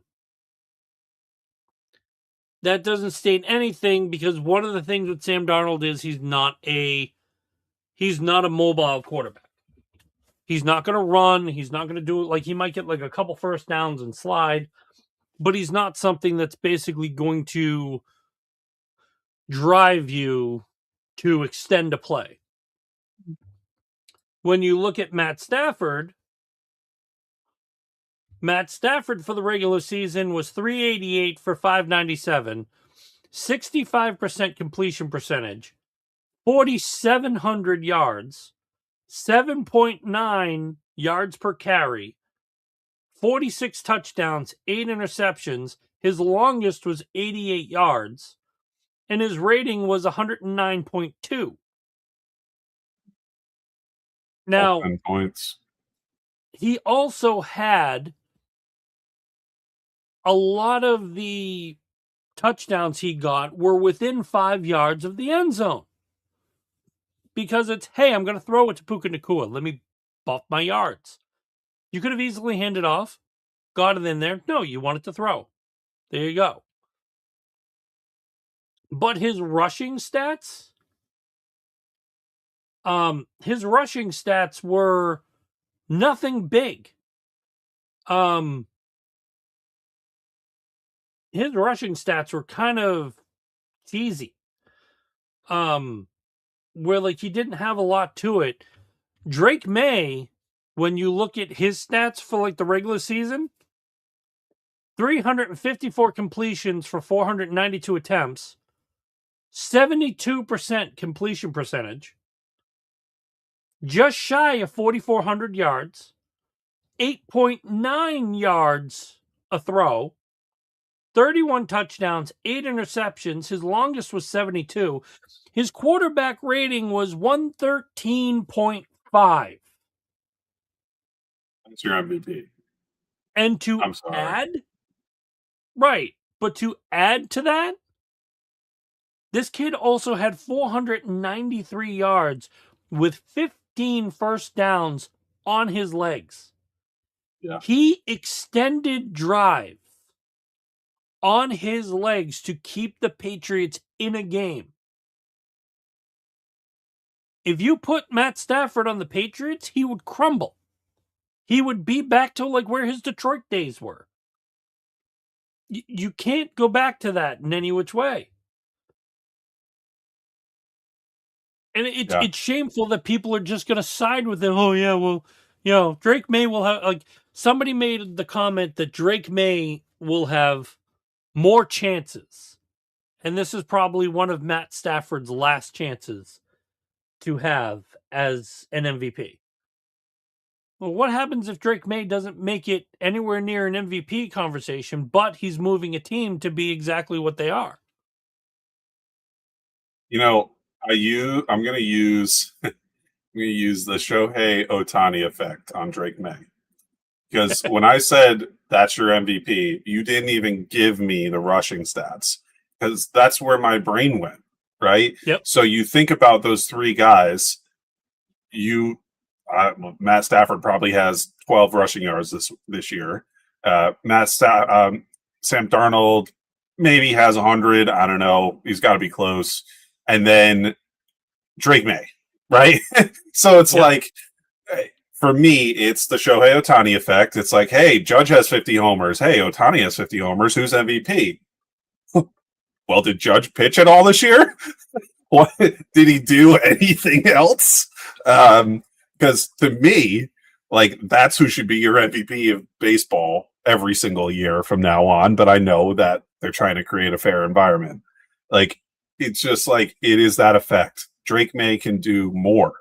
Drake May provides more for your team in different cases. So, I don't know. It's going to be interesting. We'll see. I think you're going to have voters that, unfortunately, have bias and want Matt Stafford to win one more or whatever the case may be. The bias of Tom Brady. The bias of Tom Brady, yeah. So we'll see. That was a disappointing thing because it's so. I don't know if you heard the Bill Belichick stuff that's been going on with the NFL playoffs. But Bill Belichick can talk about any team, give them a lot of love, a lot of praise, everything that they're doing. But when it comes down to the Patriots, that man can't even say the team name. He just refuses to say the team name. You know what that is? That is, hi, I was great at one point, and now I'm coaching UNC to garbage. And it's just funny. Where did Drake May come from? Let's see. Why is Bill Belichick down there? That should just scream that. Like, come on. But when you're asked to give your honest opinion and you can't even name the New England Patriots, oh, their opponent is what he's called, or that team is another thing that he says. It's like, okay, are you really wanting to snub the Patriots for what they're doing this year? Yes. And then it was the same thing with Brady and his horrible Botox or whatever the hell was going on with his eye facing one way and It was during like a Fox broadcast, and he's sitting there asking about the MVP, and he gave props to May, but it was like all of a sudden, like he was like Chris Collinsworth 2.0, giving love to, he can't go love to Patrick Mahomes, but hey, let me find my next guy, Matt Stafford. All right. No. First off, fix your cheeks, fix your eye, pay attention. Because if it was you screaming for second year MVP, everybody would be like, oh yeah, Tom Brady. But then there would be probably Kurt Warner or whoever on the opposite side going, oh, that other guy. Not worth it. Do better, Tom. Do better, Fix the Tom. cheek, buddy. Do better. Like, I don't think I've ever sided with the Patriots this much in my entire life. I just want you to know that. This is on the record too. You're like making me a changed man. I'm not meaning to change anybody.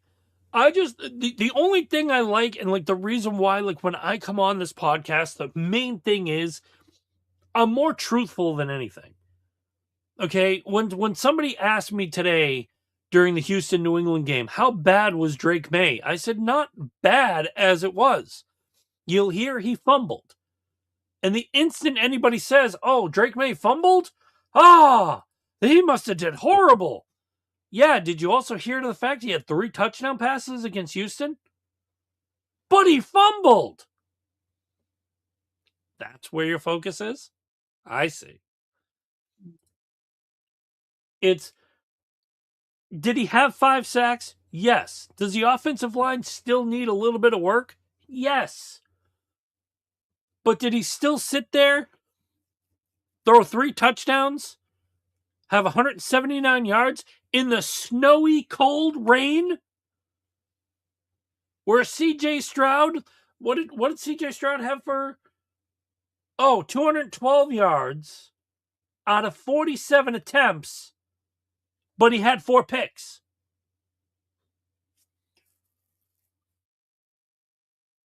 Hey, Houston's rushing couldn't even get over 30 yards for one player.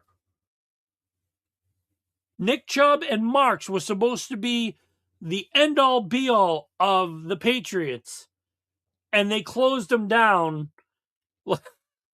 like, the combat zone in Boston, just saying, like, no more hookers anymore. As horrible as it is, it's true. Marks had 17 yards on 14 attempts.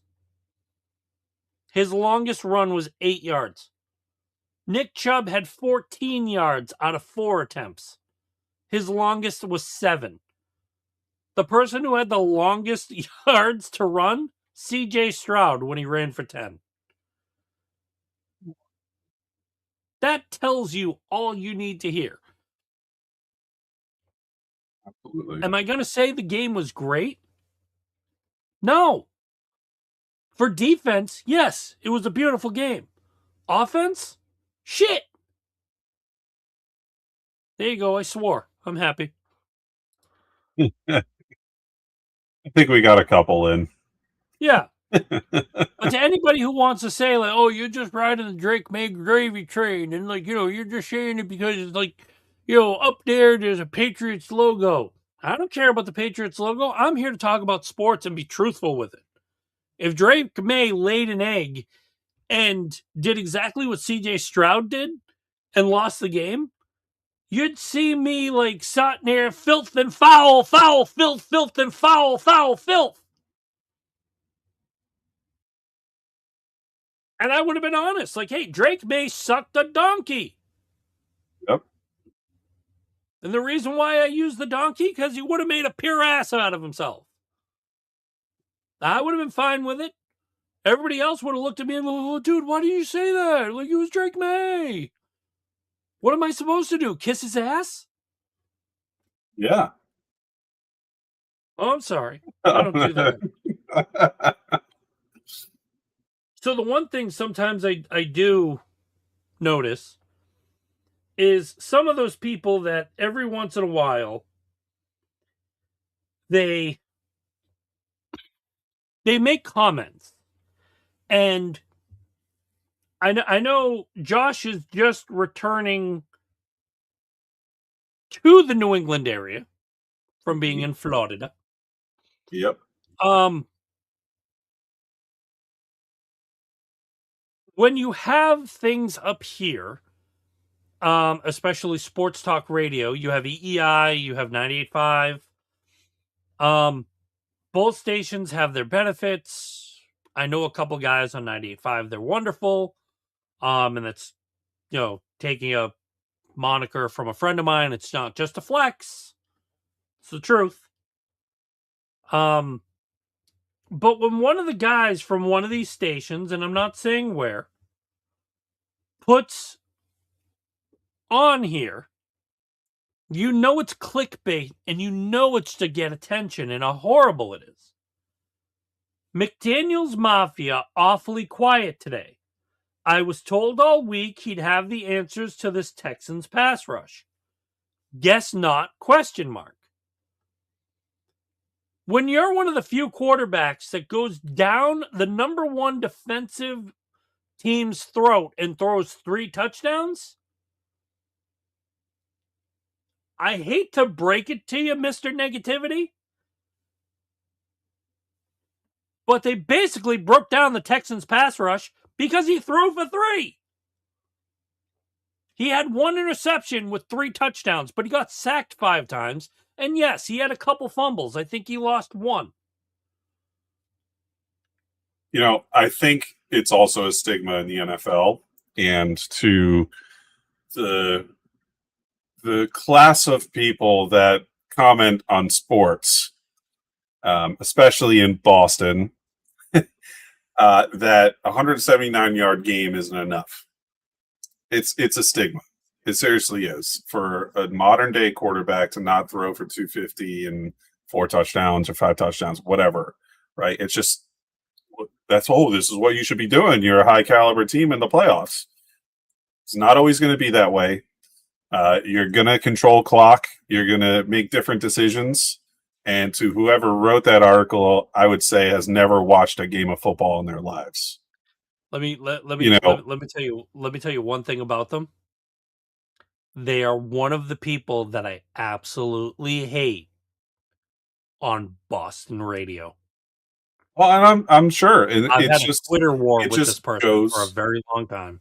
It just goes to show you, you don't know ball, so keep your mouth shut. And when you know ball, you know what works and what doesn't, and how you win football games. And 179 and 3 touchdowns against a very good defense sounds pretty damn good to me in a playoff game. Especially when you do it with your feet. Back had 70 yards against them. And you do it with your feet. Exactly what I was going to say. You did what you had to do to navigate the football game. That defense has held teams to little, very little. And you still executed to get things done, whether that was in the red zone or whether it was right outside the red zone. It doesn't really matter. Your pass game became effective because you made something else work. So I'd just say, some things went bad in the game, right? But Josh McDaniels had a great plan. It worked. And his players executed when it truly didn't work, like Drake May on his feet. I think he just had that one fumble that got punched out, right? Or was it 2? I don't remember. He had 4 fumbles, but he had 2 that he lost. 2 that he lost, yeah. But to grant it what we were talking about, though, his offensive line did allow a lot of push and a lot of in, where they kind of smothered him to stay in pocket, and he couldn't really do much to get away. And he went to go throw the ball, not knowing how close the defender was. Is it a second-year quarterback mistake? Sure. I don't want to those definitely count, fumbles, but I also feel like pressure, when you have pressures like that, pressures are a stat defensively, right? they should also be a stat offensively in the sense where it affects like a quarterback almost positively. I was not to toot my own horn, but I was actually trying to make a stat like that where if you had time in the pocket or if you did not have time in the pocket, like if you did not have time in the pocket and your completion percentage was good, that means you're making great decisions quickly, right? Because your time in the pocket is very low. You're executing short passes, dump offs, whatever you need to do to make complete passes. Like there has to be something to give for that. And yeah, you lose 2 balls through that, but what is like, let's just say 5% of the game, if you were pressured 5% of that time, that's high, right? I don't know what that number median is, but if Drake May is at that threshold, then I expect 2 fumbles in that way, and then you start just being real about the game, not the fact that he just lost 4 fumbles. I mean, CJ Stroud, how many times did that guy give up the ball? Like, it's 4 picks. Yeah. Well, definitely.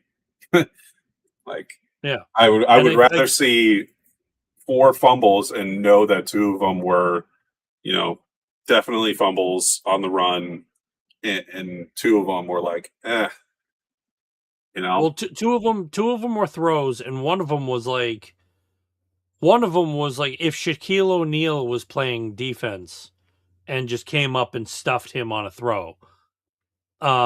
That's one of the fumbles that basically popped off, and it looked like Drake May's hand was going forward. Still a fumble, still lost the ball. Okay.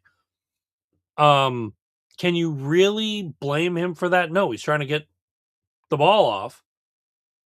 But you get gorilla hand, kind of like right there, gonna block you. It's really hard to, break that down. But even looking at Stroud, yeah, the 4 picks. Houston also on the other side, Marks had a fumble with a loss. And then, Anderson basically had 2 forced fumbles. Hunter and Tagai actually had the other 2 on Drake May. And Al-Shaair came up with 2 of the balls that were hit. So, to the fact that defense basically swarmed him. Nothing really you can do. It's gonna happen. But the change was how do you not let it affect you? Did you have a fumble? Yes. What did you do on the next play? You went 4 and out, or you threw a touchdown pass. Come on. Huge difference. Absolutely. But yeah, Boston sports media usually has those type of takes. And you know what?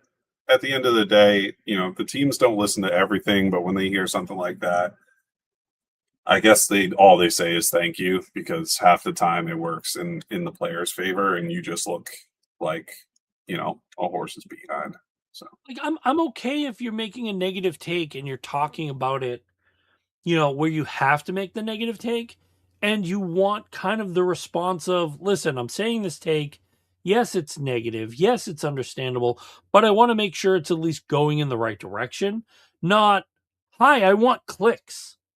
I want someone to pay attention to me. So here's what I'm going to do. I'm going to make a negative comment and see how many posts I can get about it. I don't post negative just to post about it. And yes, I did make a conversation that I do know that Buffalo fans are not going to be happy with me because of my controversial piece between what happened between Buffalo and Denver. And people will also be mad at me because I was rooting for Denver. It wasn't to the fact of anything against Josh Allen. It wasn't anything horrible against the Bills. Just, you get the intuition. It's kind of like during the Carolina game. You have Carolina against LA. If Matt Stafford didn't in any which way get that last touchdown, Carolina would be in the playoffs. And I had them for the upset. Yep. I took a long shot on that. Did I lose? Yes. Green Bay was the same thing. Because I asked a lot of times, which quarterback for Green Bay was showing up? The good Jordan Love or the I'm kind of winded, I don't know which direction I'm going Jordan Love? That showed up in the second half, by the way. And that game just went to plaid. Did I also pick the Steelers because I figured Aaron Rodgers would have one more push? And I also had a secretly aspect to it that I did want the Steelers to win. This way, the Steelers would come into Gillette and we'd get revenge for, week 3. And I also had Jacksonville over Buffalo. And again, it wasn't anything against Buffalo, but Jacksonville put together a damn good program near the end of the year. And that also included adding Jacoby Myers. That was a huge upgrade for Trevor Lawrence. Where do you root against him at that point? I was a big Jaguars guy, honestly. I had bias though, because Liam Cohen was my coach in college. So was he really? Yeah. Oh wow. That's like my claim to fame. I played 1 year of college football. Liam Cohen was my positional coach. So that's pretty cool. But yeah, no, I'm right there with you. You just how do you go against it? I mean, trust me, there are times that I have Patriots fans who will sit there and, especially the ones where they say, "Oh, we're back, baby, we're back." It's like, first off, settle down. It's 1 year. We're not back. We're back in a certain way. We're back in the playoffs. But if you want to say we're back in the dynasty conversation, get away from me right now. Because the only thing you're going to do is you're going to talk about Brady. You're going to talk about the good old days and how it feels the same. It ain't the same because this ain't your mama's Patriots. This ain't your daddy's Patriots. And the only daddy is Daddy Vrabel, who, was part of that defense that now is running the whole schmear. That's the only difference between probably back then to now. And I was a Vrabel fan. I ain't going to lie about it. So, since you have no bias, how do you look for LA Seattle? You want to score, or what are we going to do? Just pick. I'm not the. I mean, don't get me wrong. Like, if you want to bet on something, that's great. But like, you need Steve and you need everybody else because I know him and Ollie would be talking about like bets beyond belief. Yeah. Well, I'll just say Seahawks. I will say hammer the under, whatever it may be, and best part of the game will be the second half, like I said earlier. Now you got the number 1 Denver Broncos with your backup quarterback versus the number 2 in the Patriots with all hands on deck. Already said it almost to begin the show. Whoever won the Patriots and Texans game was going to the Super Bowl because of Bo Nix's injury. So it's the Patriots, and I think it's the Patriots like handily. I would say hammer the over, and I think it's all Patriots. I think they're going to put up 35 points. Might be a little close here and there, but they'll run away. And yeah, just blow out football. I'm not Might sure be about at like least so a much 3-score game. 3-score game by the end of it. that I can see. Because the one thing I'd say is you still have to score, and I'm not going to say Jared Stidham's going to come up and like just crap his pants. He's a professional. I do. He might pee himself a little.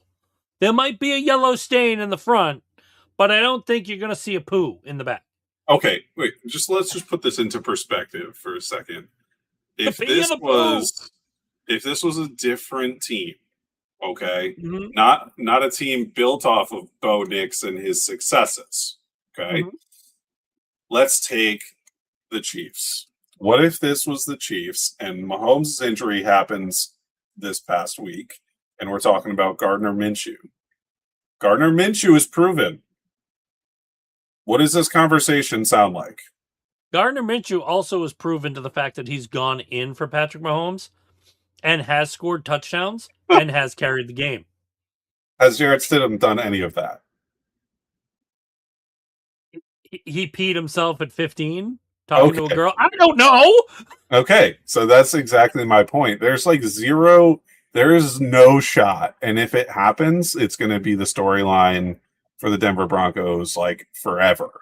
And he's going to be a starter somewhere next year because that's just CFL. crazy.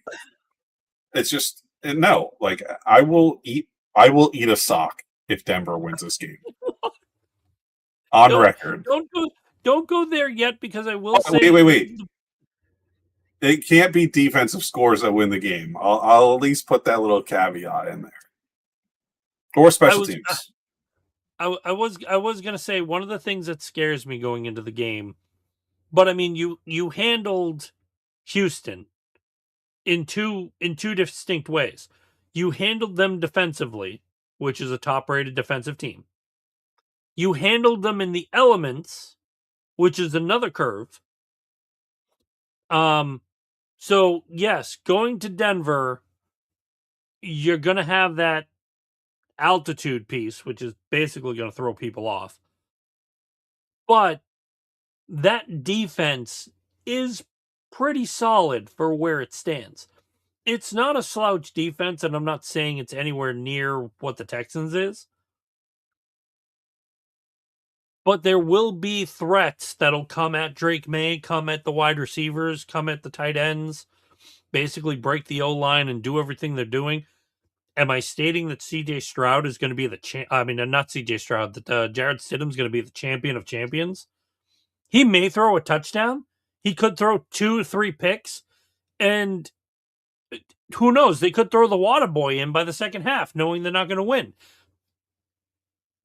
Anything could happen. Bo Nix could even come in with a taped foot, saying, "I'm not losing this game." They signed Phillip Rivers. Yeah.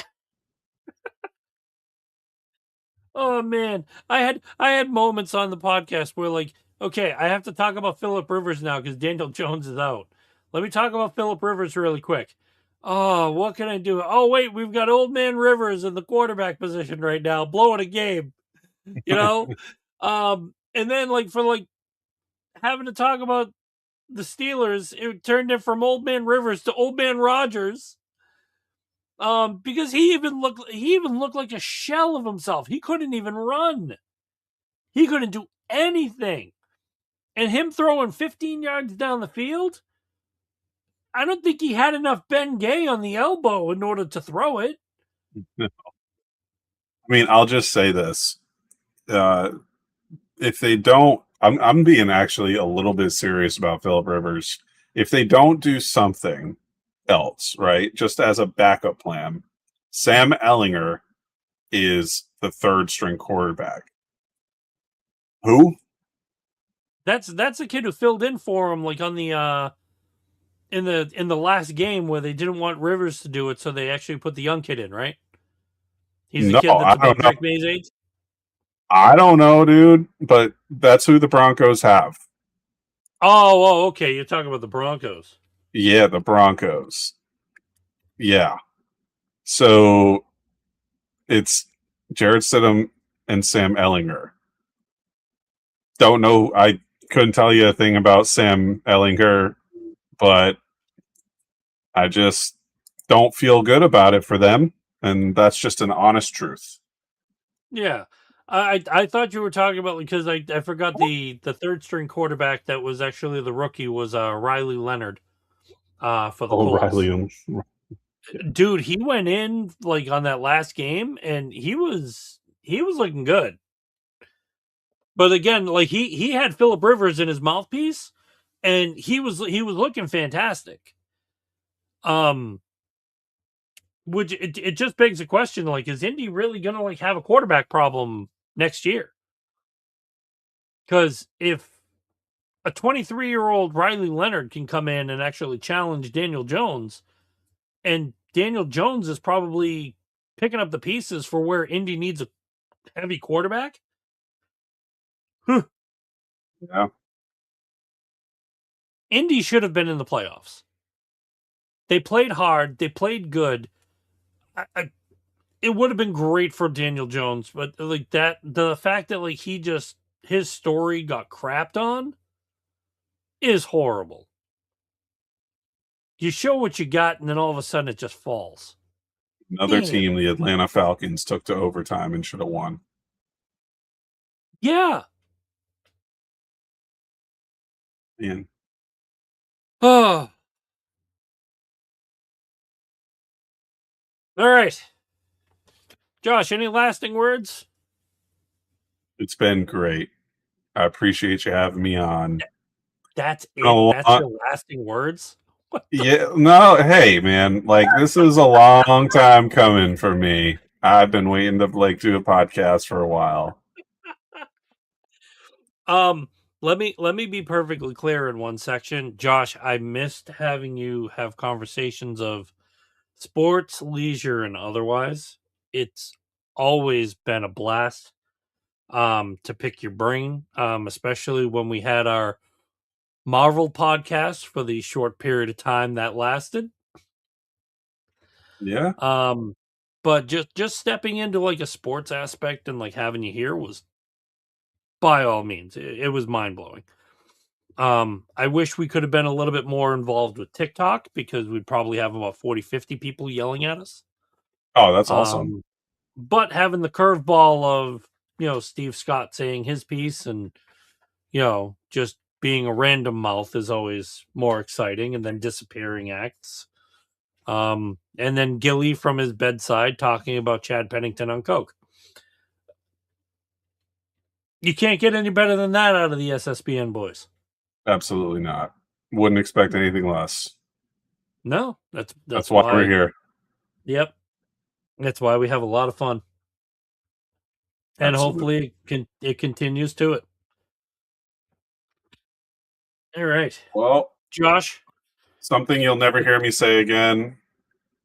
Go Pats. Oh my God. We're going to lose now. I gotta see how my friend buy here, pay here pops actually says. But listen, as a short plug, I'll say it. Find that man on TikTok. He has got passion galore. He is wonderful. He is amazing. I sometimes love how passionate he gets, even though I think his take is completely out of left field. He's like the 30-year veteran of what Steven Scott is. Like, he reminds me of Steve, just on a higher tier level. I'll have to check it out. Yeah, but anybody listening, go check out that man on TikTok. He is wonderful. Josh, anytime, buddy, just ask for the link. You're more than welcome to come on and hang.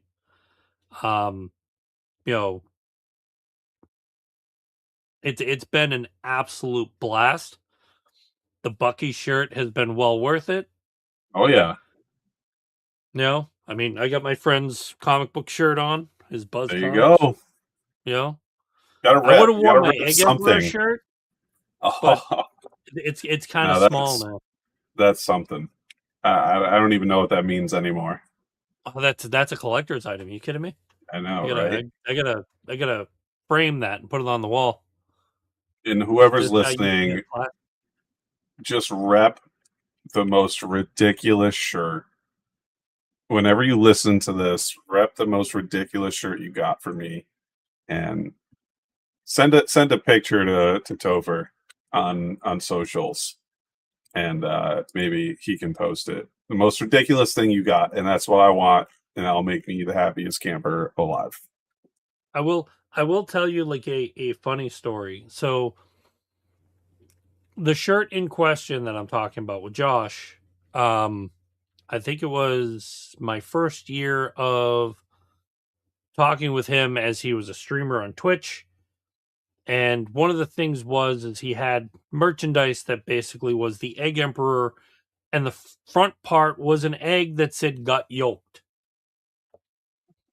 And I said, you know something? I want one of those shirts because it's a very good guy. I'm going to buy a shirt and I'm going to wear it. And I did. I wore the shirt. I was happy with it. And the worst part about wearing it was a woman looked at me and said, "Where did you get yolked? Who threw eggs at you?" I forgot I was wearing the shirt for a second until I looked down. I was like, oh my. That's so Not funny. knowing what to say. But it's, yes, please remember what shirt you have on, because anybody will say anything, and then you just go, oh yeah, I was wearing that. Oh, A great story. Great oh story. yeah. Josh, thank you much. Thank you. Thank We'll you. definitely have you on again. Look forward to it. Let's see how our predictions come out, and who knows, maybe we'll have to provide an SSBN Super Bowl party. Absolutely. Get all Patriots, the boys on Seahawks. here. Run it back. Run it back. You want the Seahawks to win? Really? Yeah.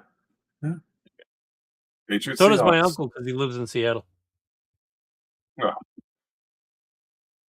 Yeah, I got to Nice. deal with that mess. All right, man. All righty. Peace Josh, out. have a good one.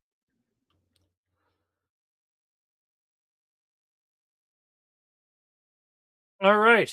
And for me, I'm going to wrap up because it's been an absolute amazing time. I want to thank everybody for popping on, everybody in chat. Also Steve Scott for coming in and having a conversation for a short period of time.